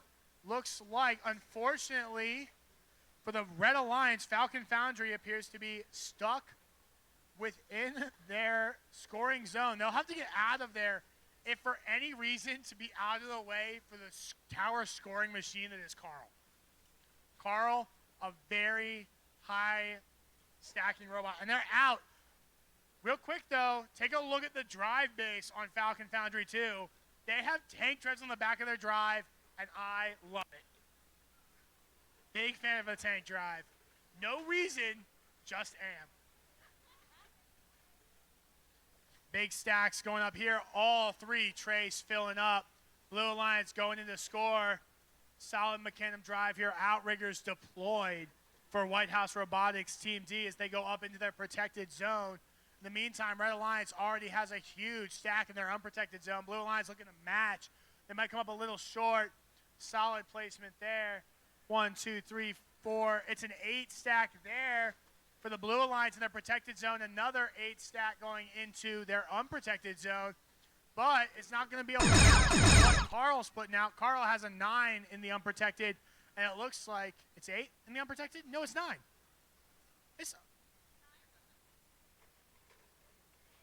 This is 10. Is this 10? Yes, it's 10.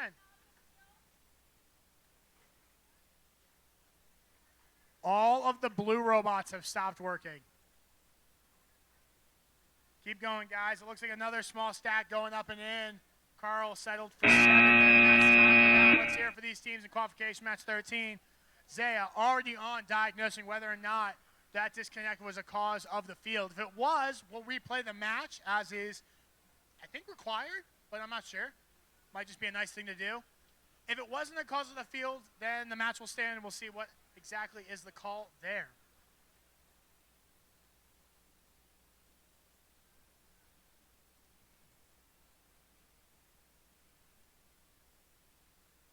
That's what we want to see, spocking it out over the field.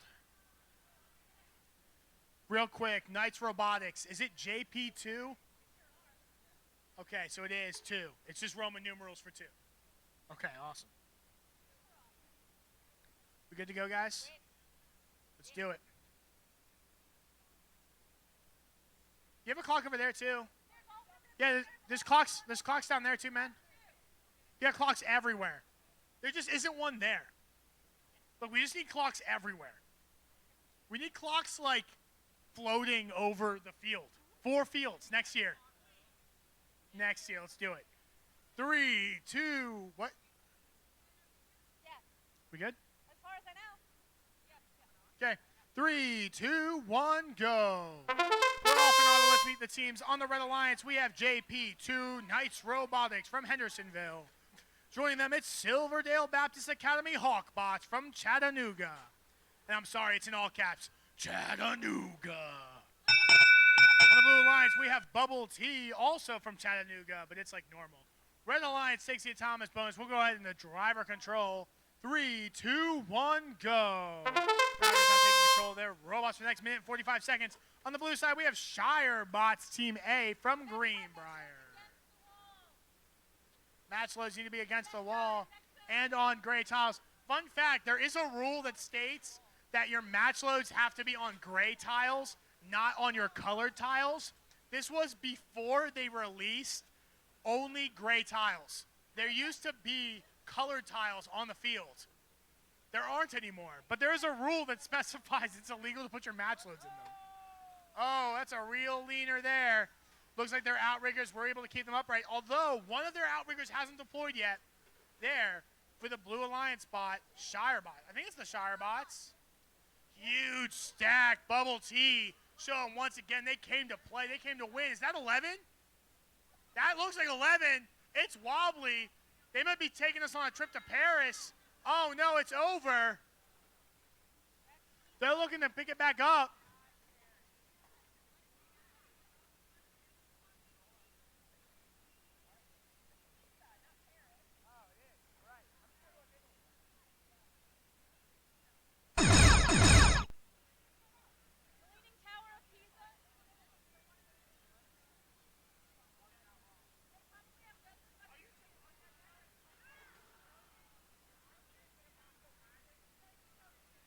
Okay, cool. Oh, no, big stack over there for Bubble T. Looks like Red Alliance pulling ahead here with a couple small stacks. Bubble T trying to recover now. 5 seconds left. They were trying to get this 6 stack in. Oh no! Blue Alliance back up here. Boy, that's time. Let's hear it for these guys in qualification match number 14. Unfortunately, there at the end, a little bit of miscommunication there on the Blue Alliance. Oh no! Red Alliance touching the bottom of that stack in their protected zone. It won't count at all. So they're touching the bottom cube. What's happening over here is they're touching this bottom cube, and because they're touching this cube, none of the cubes above it count, which means the whole stack doesn't count. That's my understanding of the rules. On the front lobe of my left side. I've been told we're good to go. Let's kick it in auto. 3, 2, 1, go. We're off in auto. Oh no. Blue Alliance. It's going to be Iron Eagles Team C equals 299,792,458 meters per a second. Unable to deploy. And it'll get a tie in the autonomous mode. Meantime, No Solution was able to score 1. We'll go into driver. 3, 2, 1, go. We're in the driver now. Let's see if C equals the speed of light. They are able to get their tray extended. 3 trays up. Red Alliance, only tray not extended so far. Warrior Bots Team H. Elizabethton, unable to get their tray extended yet. They're trying to fix that. It looks like they get it. And there it is. All 4 trays up and going. No Solution. Now looking for just purple cubes. Got 3 of them. A huge stack up there for Iron Eagles Team B. Looks like a tenor over there.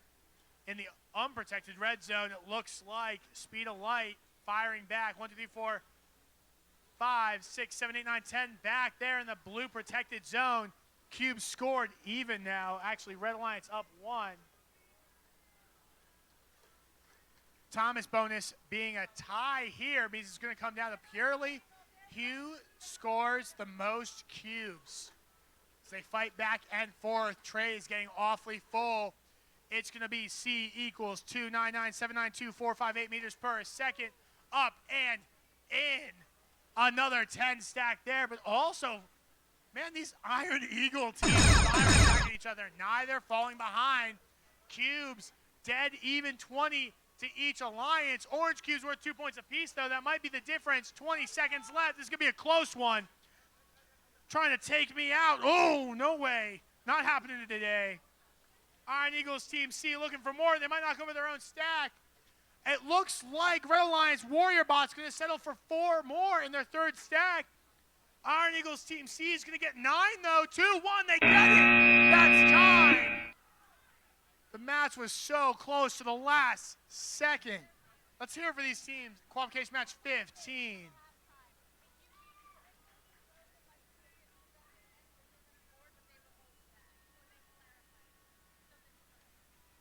What a match over on the solar field.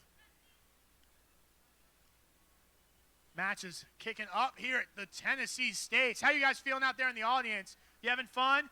You enjoying it? This is the best Tennessee has to offer. This is real good stuff. I didn't know what to expect. I'd seen a couple Tennessee States around. I'm impressed.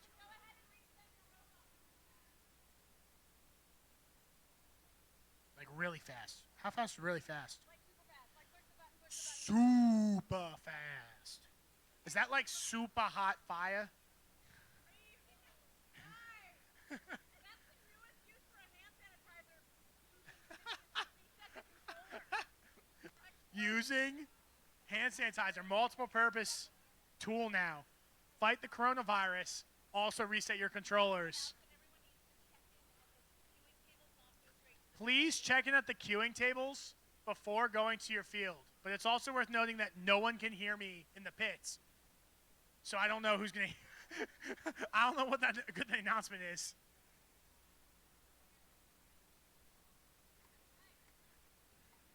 What up?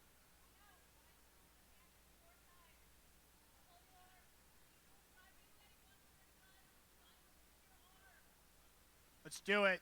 3, 2, 1, Otto. They're off. Let's meet them on the Red Alliance. It's Cordova High School Team B and the Robo Panthers Team V. On the Blue Alliance, it's Aegis and JCHS Team A. Aegis misses their auto. The corner's that way, guys. That was over there. It looks like Red's got one. Red takes the Thomas bonus, and we'll go to driver. 3, 2, 1, go. They're off. Aegis missing their 3-stack in auto. Unfortunately, going to give the Thomas bonus over to the Red Alliance. It's okay, though. DC's going to scoop up these cubes from the center field now. Cordova again with that large, like I said, that large claw design on the reverse double 4-bar versus 2 tray bots over on the Blue Alliance. We have 2 double 4-bar bots. Looks like a 9-stack maybe going up here for the, oh, it's a 10-stack going up for Aegis. In the meanwhile, Cordova looking to pick up a second cube. Aren't quite able to get it. No, it looks like they're trying to get just orange. Oh, no. They're losing the top 5. Oh, they're tapping it in. They're tapping it in. Ooh, when you get the stack in just right. No, the whole stack knocked over. Aegis couldn't pull out. Soft enough. Lose the stack. 6 over there in the blue unprotected zone, able to get scored by JCHS Robotics Team A. Meanwhile, looks like the Red Alliance has 1, 2, 3. Looks like they're trying to make 4, 5 orange cubes if they're able to push. Oh, no. Cordova High School Team B loses another stack going up here from Aegis. This one's only going to be 9 cubes. 18 seconds left. Defensive play coming out here from Aegis. No, that's Robo Panthers Team V. Robo Panthers Team V trying to keep these cubes out of the towers. Big defensive hit there against Aegis. Aegis trying to get this green cube up and in. Looks like green cube's now worth 4 points. That's 9. Let's hear it for these teams in qualification match number 16. Can the music not stop right in between matches? It gets way too quiet. Look, I need a moment to breathe. I need 1 second to breathe. We're gonna build a city on rock and roll while you're breathing. We got this. It's cool. It's cool. So this is like, check out the twins. So a couple of tournaments ago, we didn't know there were 2 of them. We thought they were team swapping. We were gonna have to code of conduct them. Oh man. I fussed at them. They are. The only reason you know the difference is they're wearing different color under hoodies. That's how we determined. Oh, and the sunglasses. Yeah, it was the whole thing. You guys good over there? Okay, we got twins over on the blue side. You guys ready? We're all good to go. 3, 2, 1, Otto. Let's meet the teams. On the Red Alliance, we have RoboGriffs Team A and JCHS Team V. On the Blue Alliance, we're going to have Robo Panthers X and Y. Look at these stacks in the unprotected zones. Red Alliance is going to hit it. Solid hit from RoboGriffs Team A. We're going 3, 2, 1, go. Real quick, though, I think the RoboGriffs just proved that all you have to do to be good is grow wings. To be good at robotics is grow wings, right? Like, they're just big cats with rings. That's what Griffs are, right? And the Robo Panthers are just big cats. Like, I don't know much about biology.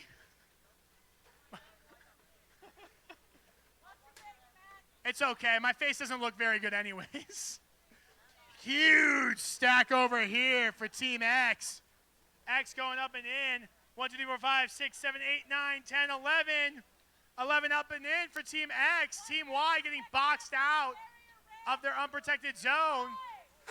Oh, no, they lose it. Team X going to have to try to recover. 57 seconds left. Now it looks like Team Y finally let through. Team Y is going to have to try their best to get it scored in. Meanwhile, the Red Alliance has been able to score. Looks like a 9-stack in their unprotected zone. A great start so far. Unfortunately, it looks like the Blue Alliance settled for 8 in their protected. currently down 1 cube to the Red Alliance's 9 stack. Looks like the Y team for the Blue Alliance now decide to go to the protected zone to try to score this stack. I don't know if they're trying to do a handoff of all these cubes. They've decided they can't score them. I don't know what's up. X Alliance can't get through. They do. They're finally through. Let's see if they can get the stack up and in. Red Alliance firing back. They have a 7 stack and a 9 stack. 2 ace cubes all even. But Blue Alliance, no one had any towers that match.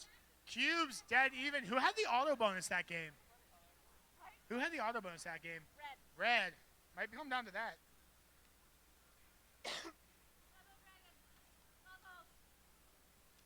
Dude, guys, you're smashing my hats with the cubes.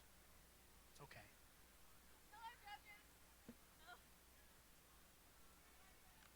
It's okay.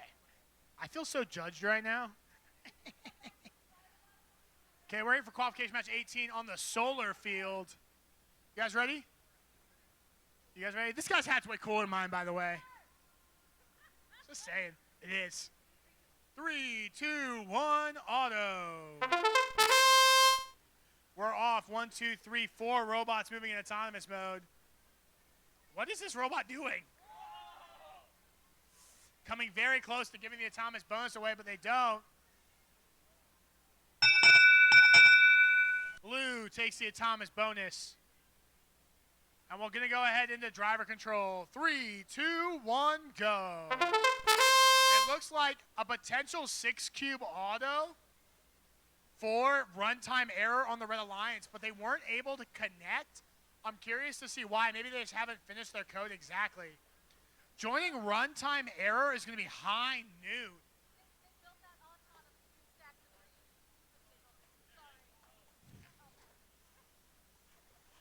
On the Blue Alliance, we have Fenix Robotics Team A and the Andrew Michael Medor Fan Club. Just cruising around, knocking over stacks. Oh, the little paper selector, is that for what code they run? I love it.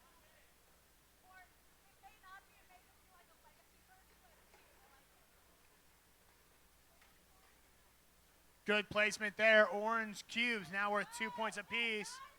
Little bit of entanglement here. In the meantime, runtime error trying to get out. They do. A little bit of communication from the alliances. They're able to figure out how to get removed there. 25 seconds left now. Looks like a 9 stack in the Red's unprotected zone. A 6 stack of only greens in the Blues unprotected zone. Green, surely the focus of the Blue Alliance now. All the cubes worth a smattering of points. 5 seconds left now.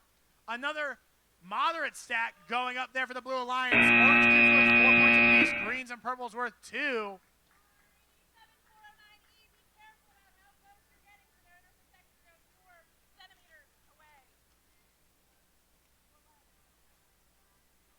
What a match. Let's hear it for these guys in qualification match 18.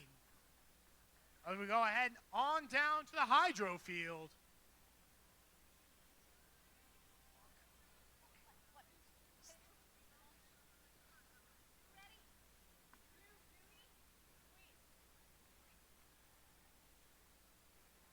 Sorry, there's a lot of things to change out. I know. You need a new piece of paper. You need a new hat. I'm high maintenance MC, okay? Okay, we're over here for qualification match 19 on the hydro field. Red Alliance, you guys ready? Blue Alliance, you guys ready? Let's do it. 3, 2, 1, go. Let's go ahead and meet the teams. On the Red Alliance, we have Jackson Area Robotics, Team J, and the Vexens. On the Blue Alliance, we have the A team and Robo Panthers Team U. A 4 stack from the A team in auto, but Jackson Area Robotics taking the crown with the 5 stack in the unprotected zone. Let's hear it for the Red Alliance. We'll go into driver. 3, 2, 1, go. Drivers now taking control of the robots for the next minute and 45 seconds here. Looks like Jackson Area Robotics going straight for the center of the field. Their tray not fully extended. Maybe it's not supposed to. Maybe that's their goal. It looks like. Oh, yeah, okay, that's intentional. They've shoved something into their tray dispenser in an attempt to make it that way. Oh, no, the Vexens, #girl-powered, maybe getting in the way a little bit there as Jackson Area Robotics tries to get that stack up and in. It's going to be 7 there for Jackson Area. In the meantime, on the Blue Alliance, the A team has a 9 stack that they're looking to score in the protected zone, but it's going to be Robo Panthers Team U with the 10er in the unprotected zone. What a huge stack there for the Blue Alliance. Going to rocket them into the lead here in this match. 2 big stacks, 19 cubes scored for the Blue Alliance. Red Alliance only rocking 12. Big defensive hit there from the A team up into the Jackson Area Robotics, knocking 2 cubes out of the tray. 35 seconds left now.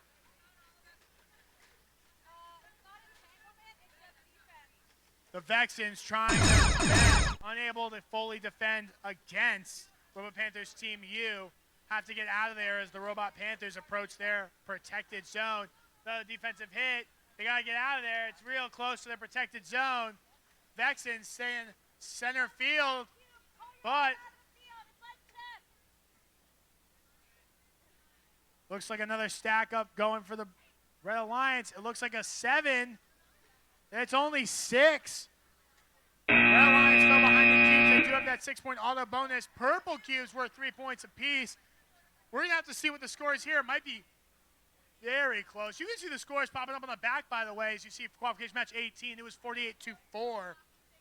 We are still 3 minutes behind schedule. That's why I'm not announcing match scores. We are in just a little bit of a rush as we try to catch back up.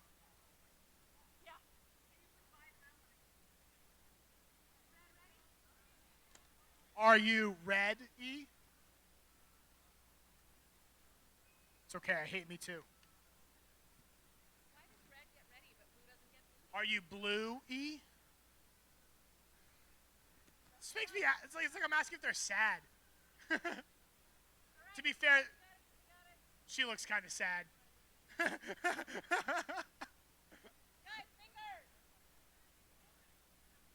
Yeah, you better apologize. We're all staring at you. Live stream. It's that one. Okay, we're good. His name's Mason, though. 3, 2, 1, go.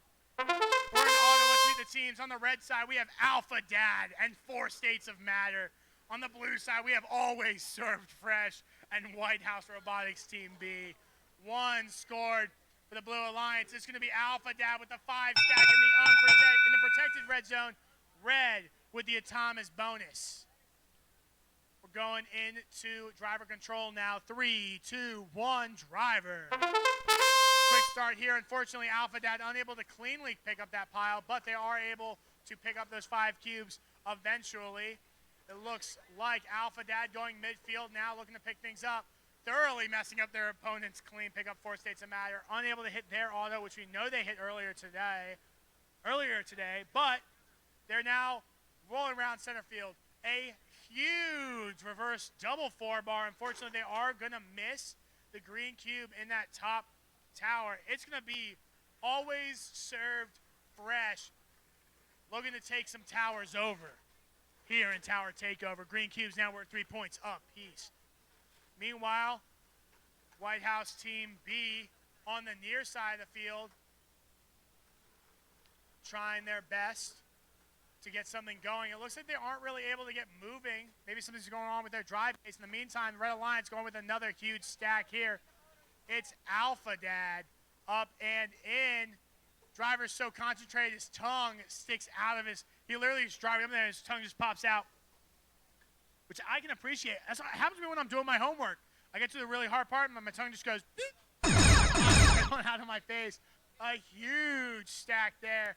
Looks like Red Alliance there, all scored up and ready to go. They forgot to say Kobe when they put that cube into the tower and they shoot it right over. They forgot to say Kobe again, so they missed that shot too. Green cubes worth 3 points apiece. There are 3 green cubes scored for the Blue Alliance, so they do want those green cube in the tower for the multiplier. 2 seconds, 1, and that's time. Let's hear it for these teams. Qualification match 20. This is a good job.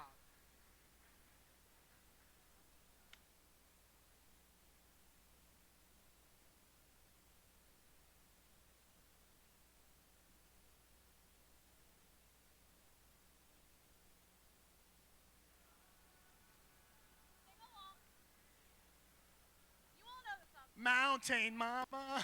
Nice. A+. We can't sing along. They'll block the stream. Let's do it. 3, 2, 1, go. You had a mini heart attack when it didn't start immediately. I saw it.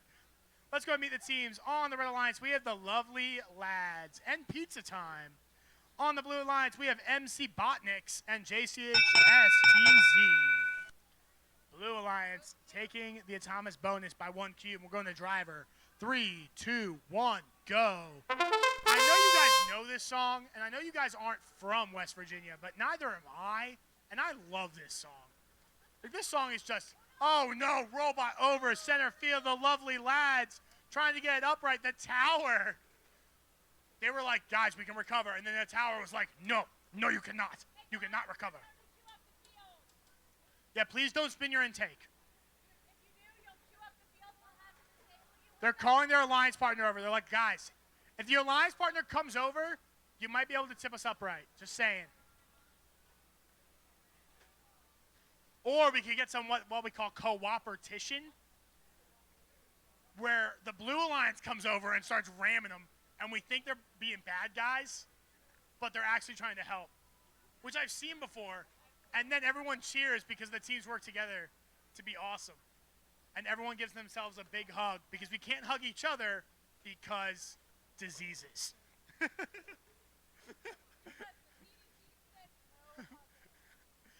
That's like my new favorite meme format is like all the song lyrics and then the CDC's like, no, reaching out, touching you, not advised. Like, all that stuff. Going around, 30 seconds left now. Red Alliance trying to get upright.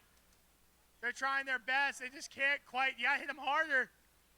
They just don't have the power to get quite over. That center balance got to get tipped back just a little bit. That's the problem with these trays. They mess with the center balance on these robots so much. And the outriggers are only useful if you're upright. 10 seconds left now. It looks like the Blue Alliance, the only team with any cubes scored. 4, 3, 2, 1. Time. You hate to see it. Tried so hard to get upright again. Big round of applause for these teams for trying their best. And we'll head on down. Qualification match 22 on the hydro field.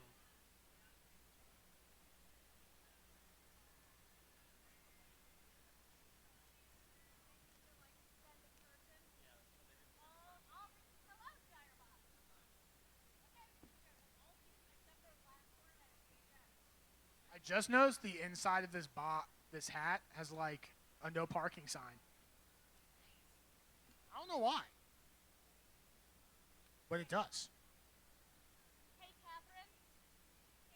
On blue, can you mark the no-show? Are you one of the actual... Oh, no, he's here. Hello, welcome back.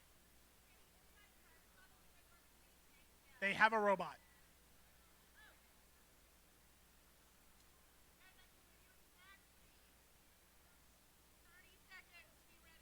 Let's go ahead and meet the teams while we're waiting. On the Red Alliance, we have RoboGriffs Team B and Willis.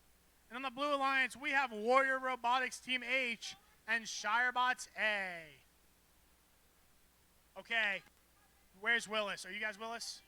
Okay, in 10 seconds or less, why Willis? Because. Nice.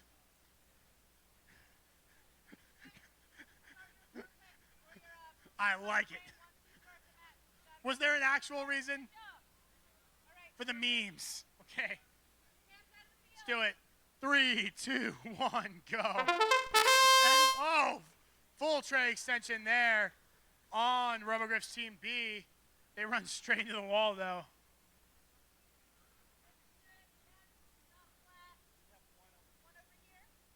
It's a tie. Everyone T-posed. I was the only one who T-posed. Very disappointed. 3, 2, 1, driver. And they are off. Let's go ahead and see what's up. Minute 40 seconds left in this match. They have that many points to see how many points they can score here in tower. Take over. Looks like a huge stack going up here. Robogriff's Team B rocking that tray. Looks like they're going in with a 6 stack. Not going for anything more than that at the moment. Their alliance partner finally gets the full extension. Willis now looking for what may be an 8 stack eventually down the road. Blue Alliance does have Warrior Bots Team H with their tray, but their alliance partner Shire Bots rocking that reverse double 4-bar mechanism. This time not with the claw, but with like a chute, like a chimney. I'm going to call it the chimney strat.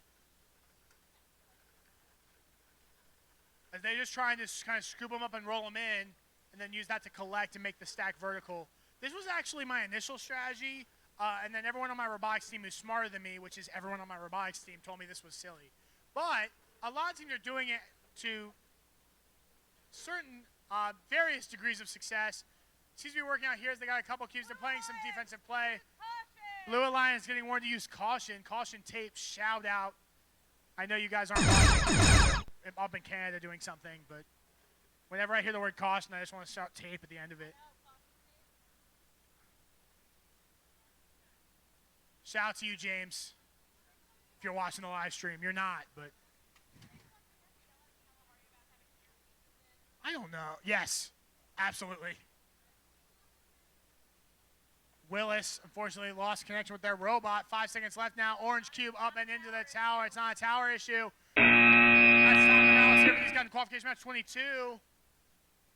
Fortunately, it looks like Willis might not have disconnected from that tower. It is good. That's good for the Red Alliance. And we'll head on down here. 80-9 for qualification match 24. States of Matter Alpha Dad moving into the top 8.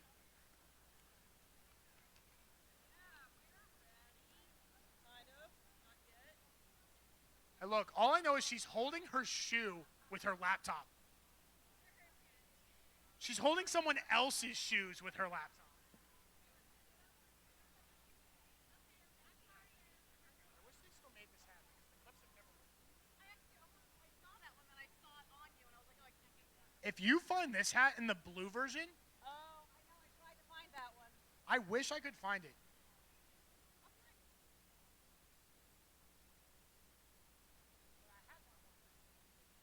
Hey guys, I keep getting word from our viewers that you're not going by the cube table before you head to the.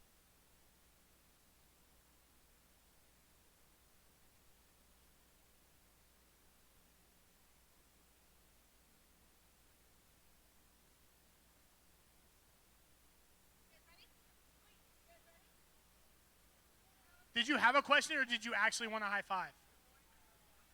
Okay, we good? 3, 2, 1, Otto. Let's get the team start qualification match number 23. On your left in red, it's Westview High School and JCHS Team A. On your right in blue, it's the Robogriffs Team A. And C equals 299, 792, 458 meters per second.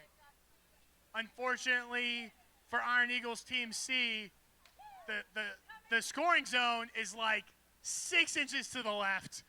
They aren't able to get that 6 stack in there. Is that 7? That's going to be gnarly when they hit that.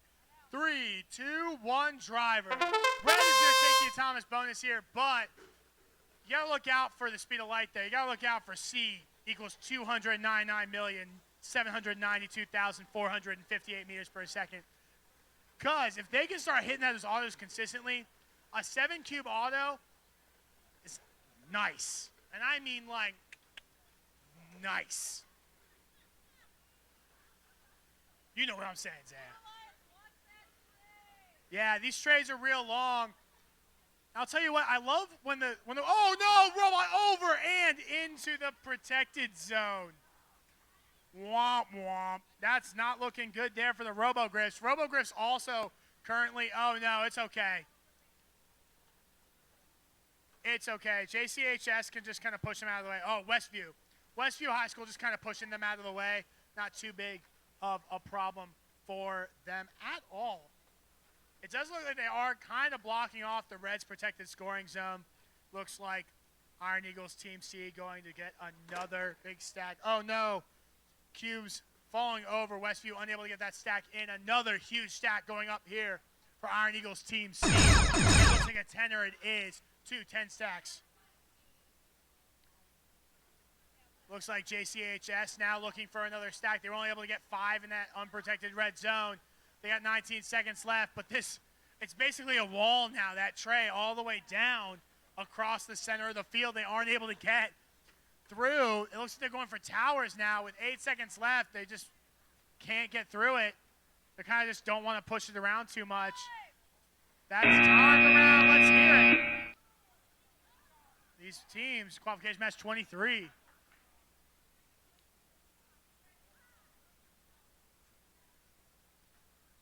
Zay are going to go talk with that team about any possible ruling she'll make on that play.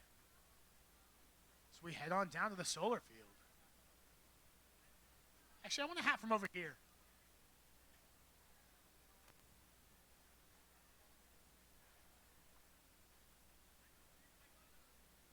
I want this one.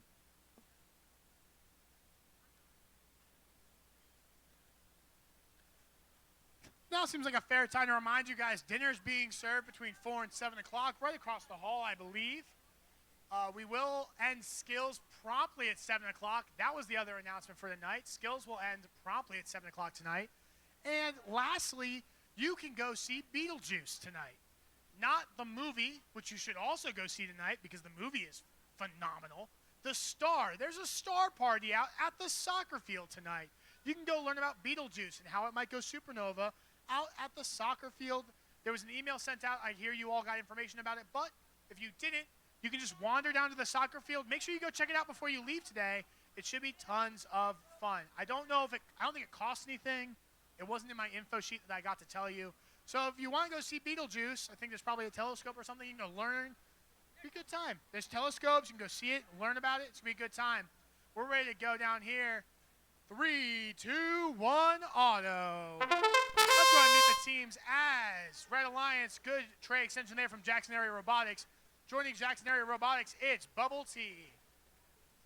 On the Blue Alliance, we have Cordova High School, Team B, and Iron Eagles, Team B. I don't like how close this tray is to just punching me right in the gut. Looks like a good 6-cube auto there from Jackson Area Robotics. It's okay, bud. She got it.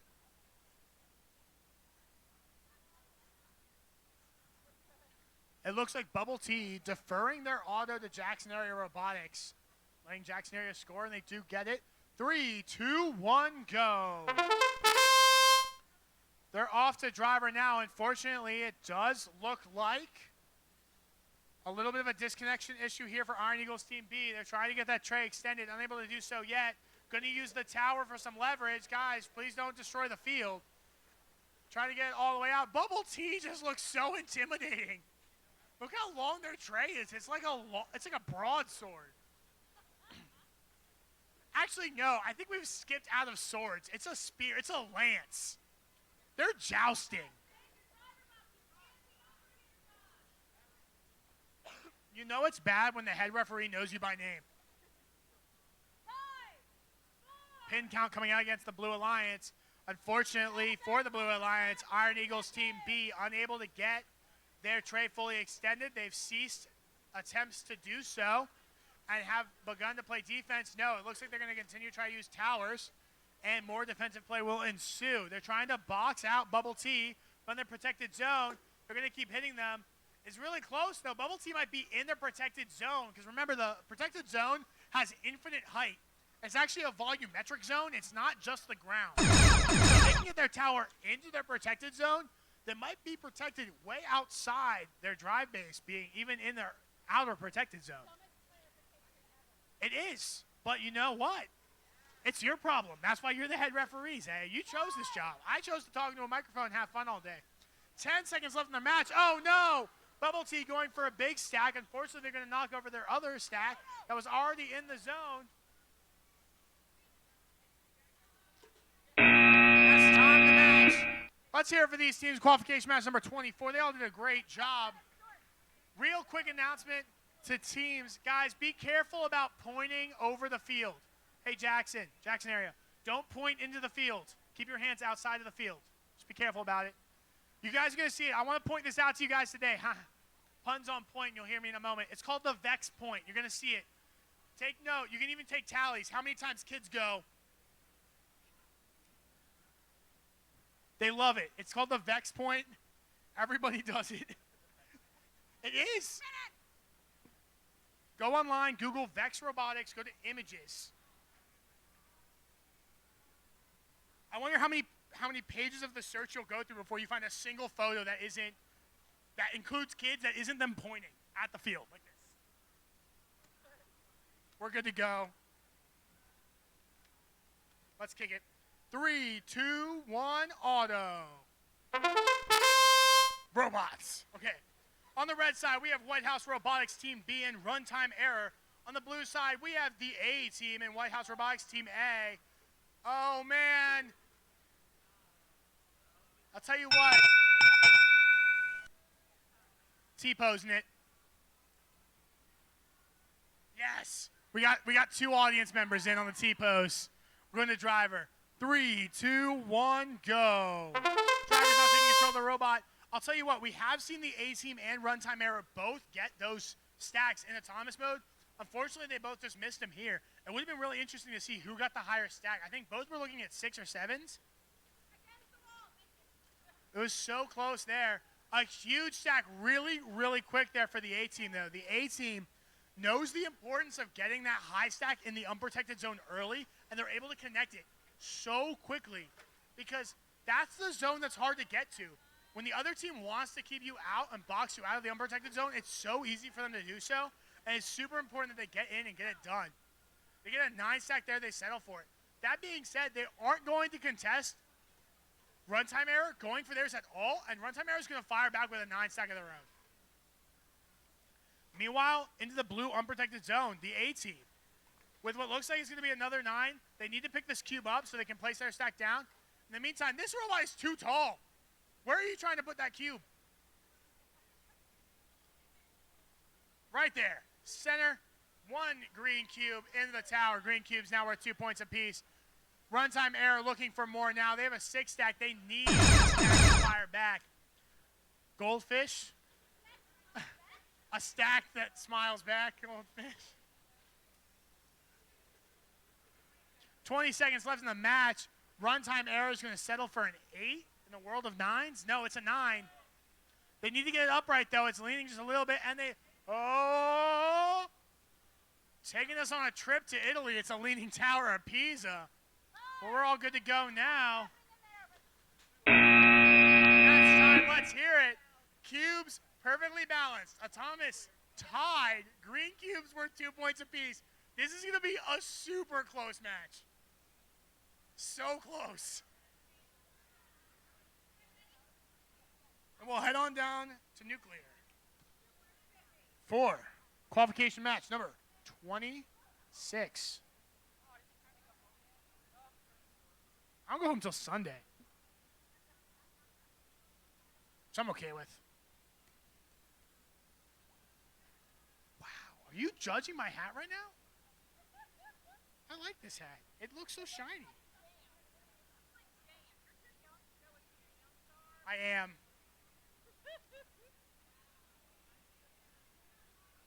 Oof. Okay, let's go ahead and kick it here. Qualification match 26. 3, 2, 1, Otto. And they are off. Let's meet them on the red side. It's Brightonics and the Vexins. Hashtag girl powered.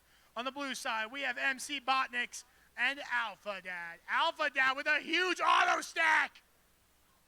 Oh, it's 7.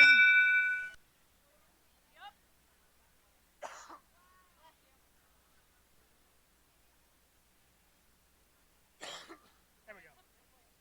Let's do it. 3, 2, 1, go. Driver's not taking control of the robots for a minute and 40 seconds left. It's Alpha Dads with the huge 7 stack in auto. I just want to point out that I am not from Tennessee. I'm from Virginia. I'm from Northern Virginia. I have seen Alpha Dads 3 times this season. They came to Kalahari in Northern Ohio.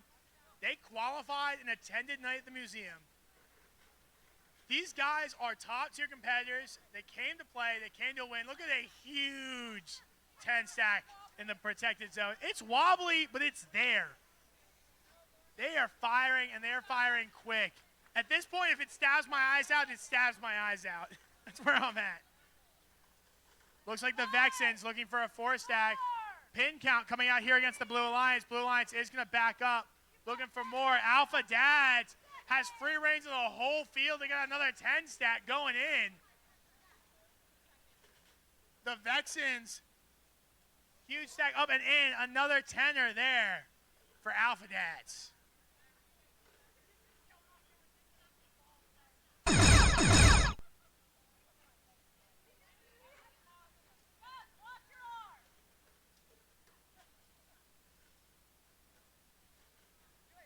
Green cubes are worth 3 points apiece now. Orange cubes worth 2 points apiece. Purple cubes, 1 is the loneliest number that you'll ever do. Look at that. Robot falls over, it gets right back up again. There's a song like that. I don't. Down. You're gonna keep me down. Let's hear it for these guys in qualification match number 26. We head on down here to the solar field for match 27.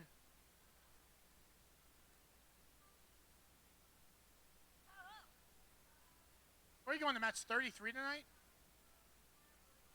Yeah. Okay, so, what, 7 more matches?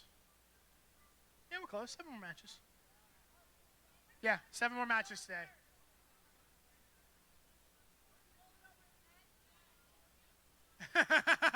The other one's over there. We're going to interview you guys tomorrow. It's going to be a whole thing. Get the live streaming on everything. Blue team, you ready? Let's do it. 3, 2, 1, go. Let's go ahead and meet the teams. On the red side, we have Always Served Fresh and JP2 Night Robotics. On the blue side, we have Pizza Time and Robo Panthers Team Y. Unfortunately, Team Y missing their auto. I'll tell you what, though, JP2 Robotics nails that 4-stack in their unprotected zone.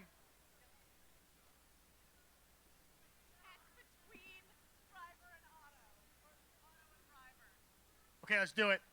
3, 2, 1, go. Well, I missed it. Full extension now here from the Blue Alliance. They did not move in autonomous mode, so they didn't get the extension then.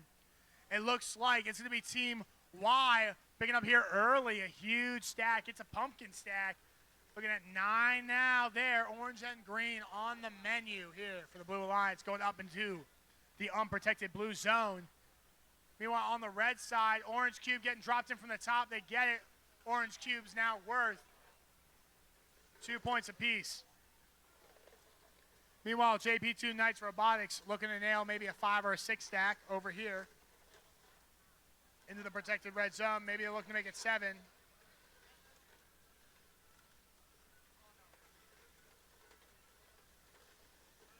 They do find the 7th.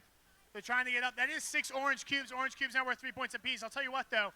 Blue Alliance has done a good job of hogging orange cubes as well. Orange cubes might actually be in the favor of the Blue Alliance here in just a second. And orange cubes are worth 4 points apiece. 40 seconds left now. Blue Alliance looking to score now up to 8. So Red Alliance's 7 orange cubes. Bonus thoroughly in the favor of the Blue Alliance. 30 seconds left now. Red Alliance doesn't know. They haven't done the count. They're not listening to me at all. Orange cubes now worth 5 points apiece, 6 points apiece. Red Alliance just running up the Blue Alliance's score. Blue Alliance doesn't know either. No one's listening to me. 10 seconds left now. Blue Alliance also knocking more orange cubes out. Can't quite get it out there in time. Purple cube going in. They keep getting it. That's time. Let's hear it for these guys in qualification match 27. They're all counting now. Everyone's realizing that blue had more orange cubes the whole time. There should be the guy like, he shouldn't be telling people who has more cubes. They should be counting. No one's listening. Nothing matters.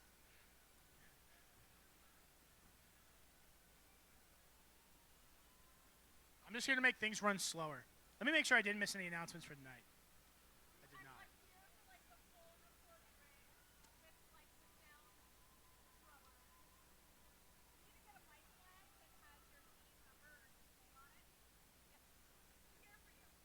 Okay. Red Alliance, you ready? Blue Alliance, you ready? Let's do it. 3, 2, 1, go. Let's meet the teams. On the Red Alliance, it's Aegis and Phoenix Robotics. On the Blue Alliance, it's Silverdale Baptist Academy Hawkbots and Falcon Foundry. Red Alliance is going to be Aegis going for their 6-stack. Let's see if they can get it. In the meantime, it looks like a 4-stack also. Looks like only Blue takes the Thomas bonus as a cube from the red side has crossed over the Otto line. Blue gets those 6 points and 2 purple match loads on the driver. 3, 2, 1, go. Marky Mark and the Funky Bunch. Marky Mark and the Funky Bunch. I like how you only take my stairs for the autonomous mode, and you let me have them back. That's fair. I'm short. Minute 20 seconds left now. It's going to be Volunteer Alliance's Aegis bot with a 10er going into the red protected zone. Almost. So not only did they almost smack themselves in the head, then they almost made cubes fly out of their tray and hit themselves. Either situation, I would have giggled just a little bit. Looks like a 9-stack there. Good placement there from Aegis. 6-stack up and in there for the Red Alliance. Red Alliance now up 15 cubes. So it looks like 3. Hawkbot's looking to change it. Hawkbot's trying to get these green stacks in. Unfortunately, they got one wheel trapped. They were able to get it out. I don't think this is quite going as they wanted it to, as that rubber band's unable to keep the stack upright. That top green cube has gone off to the side. Looks like they wanted to focus green cube. The Blue Alliance only has green cubes scored. Is that 11? Is that 12? Is that 13? How many is that? I can't count that high. Someone tell me. It's 12. Oh, no. The Hawkbots are over. Falcon Foundry has green cubes in the towers. That's a 12-stack for the Red Alliance. 8 seconds left. This is insane. What a match here. Qualification match 28, showing us all Tennessee has to offer. The full range of motion. What a match. Let's hear it for all these teams in qualification match 28. Woo.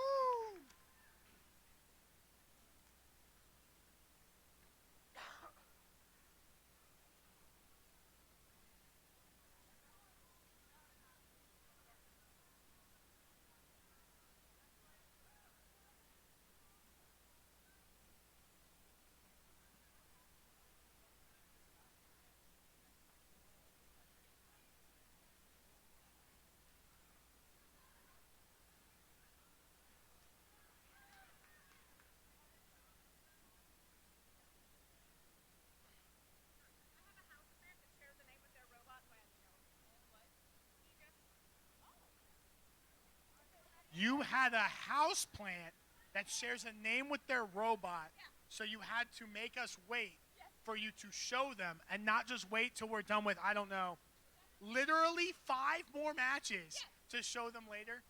That's the most Zaya thing I've ever heard. Yeah, it is. Let's do it. 3, 2, 1, go. We're off here, qualification match 29. Let's meet the teams. On the Red Alliance, we have the Andrew Michael Medor fan club. Joining them, it's No Solution. No Solution with a 5-stack here. It looks like, oh no, they get caught up on the wall. They're going to place that nowhere near the scoring zone. That's time of the round. Let's hear it. Blue Alliance takes the Atomic bonus. We're going to go into driver. 3, 2, 1, driver.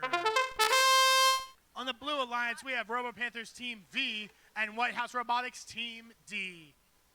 Blue Alliance takes the Atomic bonus. That's 6 points, 2 purple match loads. Over to the Blue Alliance, and we head into driver control. Minute 30 seconds left at this point. It's going to be an early start, early rise here for No Solution as they start clicking them up. Pin count coming out, I guess, against the Blue Alliance. Hard to say what was happening there. Midfield robot pile up. Stay in your driver box. We're watching you, Wazowski. Always watching. I got one. Looks like a 7-stack up here for No Solution. In the meantime, It's going to be the Blue Alliance's White House Robotics D looking for an 8. 8's up and in. Oh, that's gear clicking I don't want to hear on the field. It's a 9? No, it's an 8. 8 stacked there for the Blue Alliance. Green cubes, the chosen ones. All bow down to the mighty green cube atop the tallest tower. Green cubes now worth 2 points apiece. 30 seconds left now in the match. 6 seconds left. Looking to make it a set. 30 seconds left. What? 7 stack going into the red unprotected zone. Up and in for no solution. I have to ask no solution because your plate says Leviathan. But like your no solution is like, what is Leviathan then? They're not paying attention. It's fine. That's time. I'll ask them tomorrow.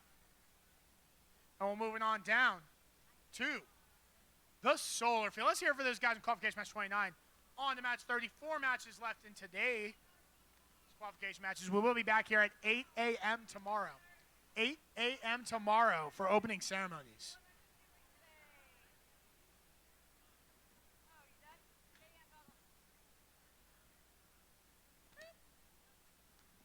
We have qualification match 30. Beep, boop, bop, pow. Let's do it. 3, 2, 1, go. We're off in the Thomas mode. On the Red Alliance, we have Robo Panthers Team X and JCHS Robotics Team Z. On the blue side, we have Shirebots C and Carl. It's going to be Carl now with a 7 stack there up against Robo Panthers X. Looks like Carl's not even going to try to place. X is going to get 3 of their cubes. Red's going to take the Thomas bonus. You have no cubey boy. Yeah, he's a cubey boy. It was your cube boy. We're going to the driver now. 3, 2, 1, go. We're off into driver. Unfortunately, full Scorpion mode here for Shirebots Team C. They're going to try to upright themselves on any of these towers. I'll tell you what. Big props to VEX this year. They've designed this field. It gets abused so much. The towers get prodded, poked, bent to like 45-degree angles. The cubes go flying off fields to land on concrete floors. And everything stays intact. I don't know how. It just does. So big props to them. Good design. Up and in. Yeah, twin number 2. Wait, you came out second. Wait, did he come out first or second? He's thing 2. Yeah, you're 2. You're 2. You're thing 2. Huge stack there for the Blue Alliance. This is an 11, by the way, for the Red Alliance. Blue Alliance has a 10er, and it looks like going to be an 8, a 10, and an 8 for the Red Alliance. Blue Alliance firing back with an 11. Red has the Atomic bonus. Blue Alliance, they have no license plate here. Oh, it fell off. It's going to be Shirebots Team C with another 10er. Up and in. You know, they didn't really listen. Carl, it's supposed to be all about that bass, no tenor. Or is it treble? But it's all tenor. Oh, I didn't. I'm sorry, my man. Didn't see you there. Huge stack going up here. It's going to be a 10 stack there for Robo Panthers Team X. Trying to keep up. Unfortunately, there's still a whole stack behind the Red Alliance. Orange cubes now. Worth 3 points each. That's time. Let's hear it. Blue Alliance may have made the difference here. Wander on down for match 31. Hey, Zaya. Blue Alliance tower tilted out of its bottom hold.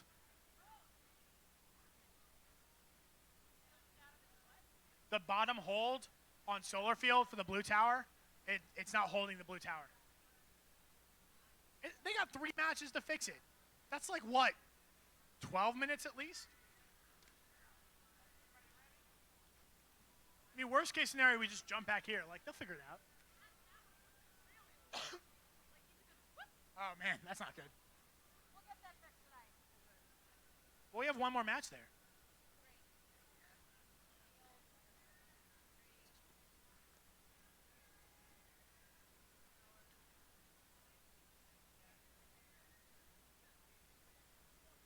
We all good to go? I know, right? Nice. Well, I mean, you're not wearing one.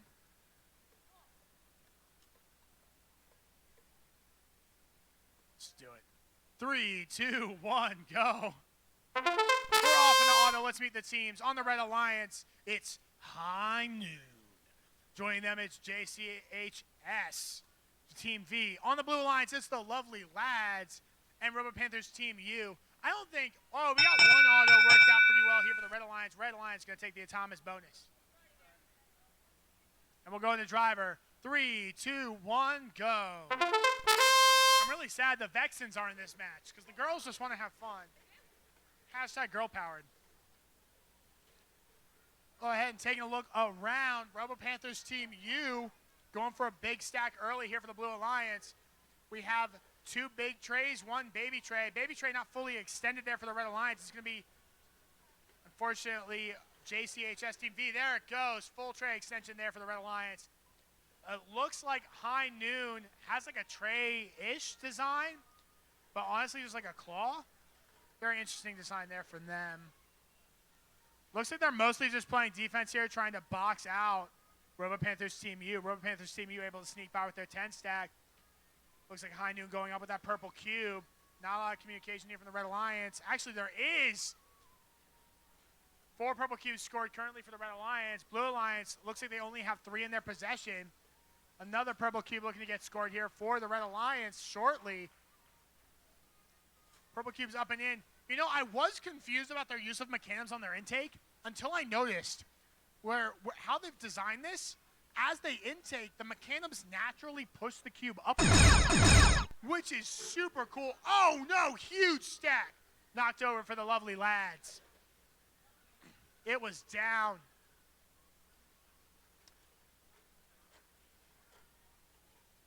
Looks like they're trying to, oh no, some interaction here. Right side of the field, able to recover.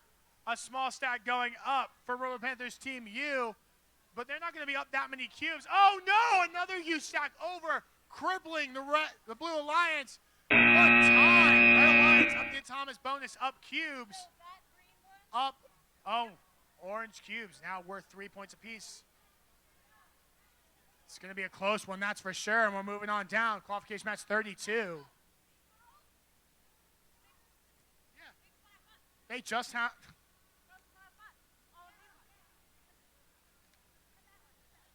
Look, Blue Alliance is hashtag girl powered. That's all I'm saying. Dude, how'd 5 hats get here? Look, I gotta change hats. This one's got a fish on it. Okay, we're ready to go? Thumbs up across the board. You good, Mason? Ready? Okay, let's do it. 3, 2, 1, go. Well, we told Mason he could take his name tag off now that the school's out. But he was like, but now people can remember his name. And so now I can remember his name. Let's meet him. On the Red Alliance, we have 4 States of Matter in JCHS Team C. On the Red Alliance, the Vexens with a 4-cube auto to match. But Blue Alliance, it's going to be RoboGriffs A with the 1-cube auto. Going to be able to help take the Atomic bonus for the blue side. 3, 2, 1, driver. Driver's now taking control of the robots. I'd like to take this time to remind you all that you can go outside to the soccer field tonight for a star party to check out Betelgeuse.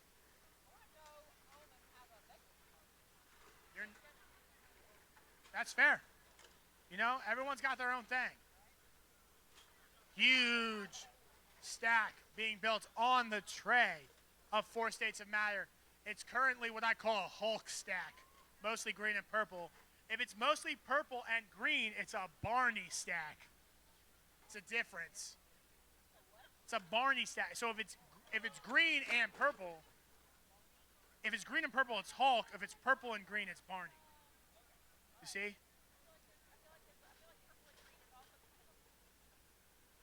Well, I've been told orange and purple. I call it Halloween when it's orange and purple, but I've been told it's also a bruised Oompa Loompa. And I was like, I'm not sure I can just say that all the time, you know? It is. Looks like 6 currently scored. 8 cubes here for the Blue Alliance scored. 8 for the Red Alliance scored as well. 4 States of Matter are going to be trying to change that soon. A hugely orange stack here going up. Orange cubes are worth 2 points apiece. Could be a big bonus for the Red Alliance. It looks like the Red Alliance's partner, JCHSC, looking to benefit for that huge orange stack by putting oranges up in the towers. It's time to take some towers over here for the Red Alliance. Orange cubes up and in. Kobe, good shot. Good stack there. It's going to be a 7 stack there out of the Vexens. They were able to score the Atomic bonus. They might need it here as the match is coming to a close. 3 seconds left. Purple getting a quick bonus. Orange last second. Orange cubes 4 points apiece. Towers, I think, going to run away with that one, but let's hear it for those teams. Qualification match 32. Qualification match 33. This is our last qualification match for the day. Last second reminders. Skills will close at 7. Dinner will close at 7. Go check out the star Betelgeuse and learn about it going Supernova over at the Star Party. The Star Party out at the soccer field.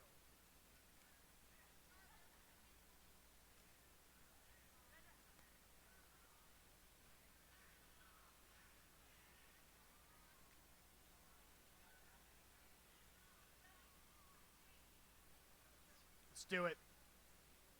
3, 2, 1, Otto. Let's go ahead and meet the teams on the Red Alliance. It's C equals 299,792,458 meters per second.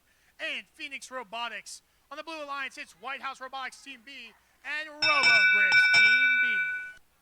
Red Alliance takes the Atomic bonus. A great 5-stack auto by Fenix. On the driver control, 3, 2, 1, go. Drivers now taking control of the robots for the next minute and 45 seconds. This is our last qualification match for this evening. You can return here to Brentwood Academy or to the live stream again on YouTube, this same location, tomorrow morning at 8 a.m. for opening ceremonies. 8:30? No, it's 8. It's 8. I know the schedule. Don't sass me. 8 a.m. for opening ceremonies here on YouTube or here at the Brentwood Academy. Well, you see the opening ceremonies for all Tennessee State Championship, high school, middle school VRC, middle school, and elementary school IQ in this very location on your favorite viewing platform. 1 minute left now. It looks like a huge 10-stack here on the Red Alliance's side. Looks like 5 red cubes in the unprotected zone, 10 red cubes in the protected zone. It's going to be Robogrips Team B, though, firing back. 1, 2, 3, 4, 5, 6, 7, 8, 9, 10.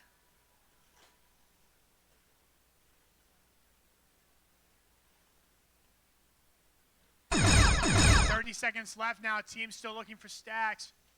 Robogrips B looking to get another 10 stack. They do. This one might actually be only 9. 5, it's 9. 2 9 stacks there for the Robogrips. Another 10 stack up and in for the speed of light. Good match loads there. Purple cubes now getting the bonus. Green cubes worth 3 points apiece. Purple cubes worth 2 points apiece. Stacks going up and in. 5 cubes there. That's time in the round. Let's hear it for these teams. Qualification match 33. That brings to an end our qualification matches here at the high school VRC Tennessee State Championship. Like I said, we invite you guys to come back here tomorrow morning at 8 a.m. We will start the live stream, or you can be here in the gymnasium. 8 a.m. we will start opening ceremonies. We will be serving dinner until 7 p.m. tonight. Skills will be open until 7 p.m. tonight. Or you can go check out the Star Party at the soccer fields to check out Betelgeuse and learn all sorts of cool information about Betelgeuse, including when it may go supernova. I might go check that out too, but first I'm going to go eat. So we'll see you all tomorrow. Have a safe drive home or wherever you may be staying.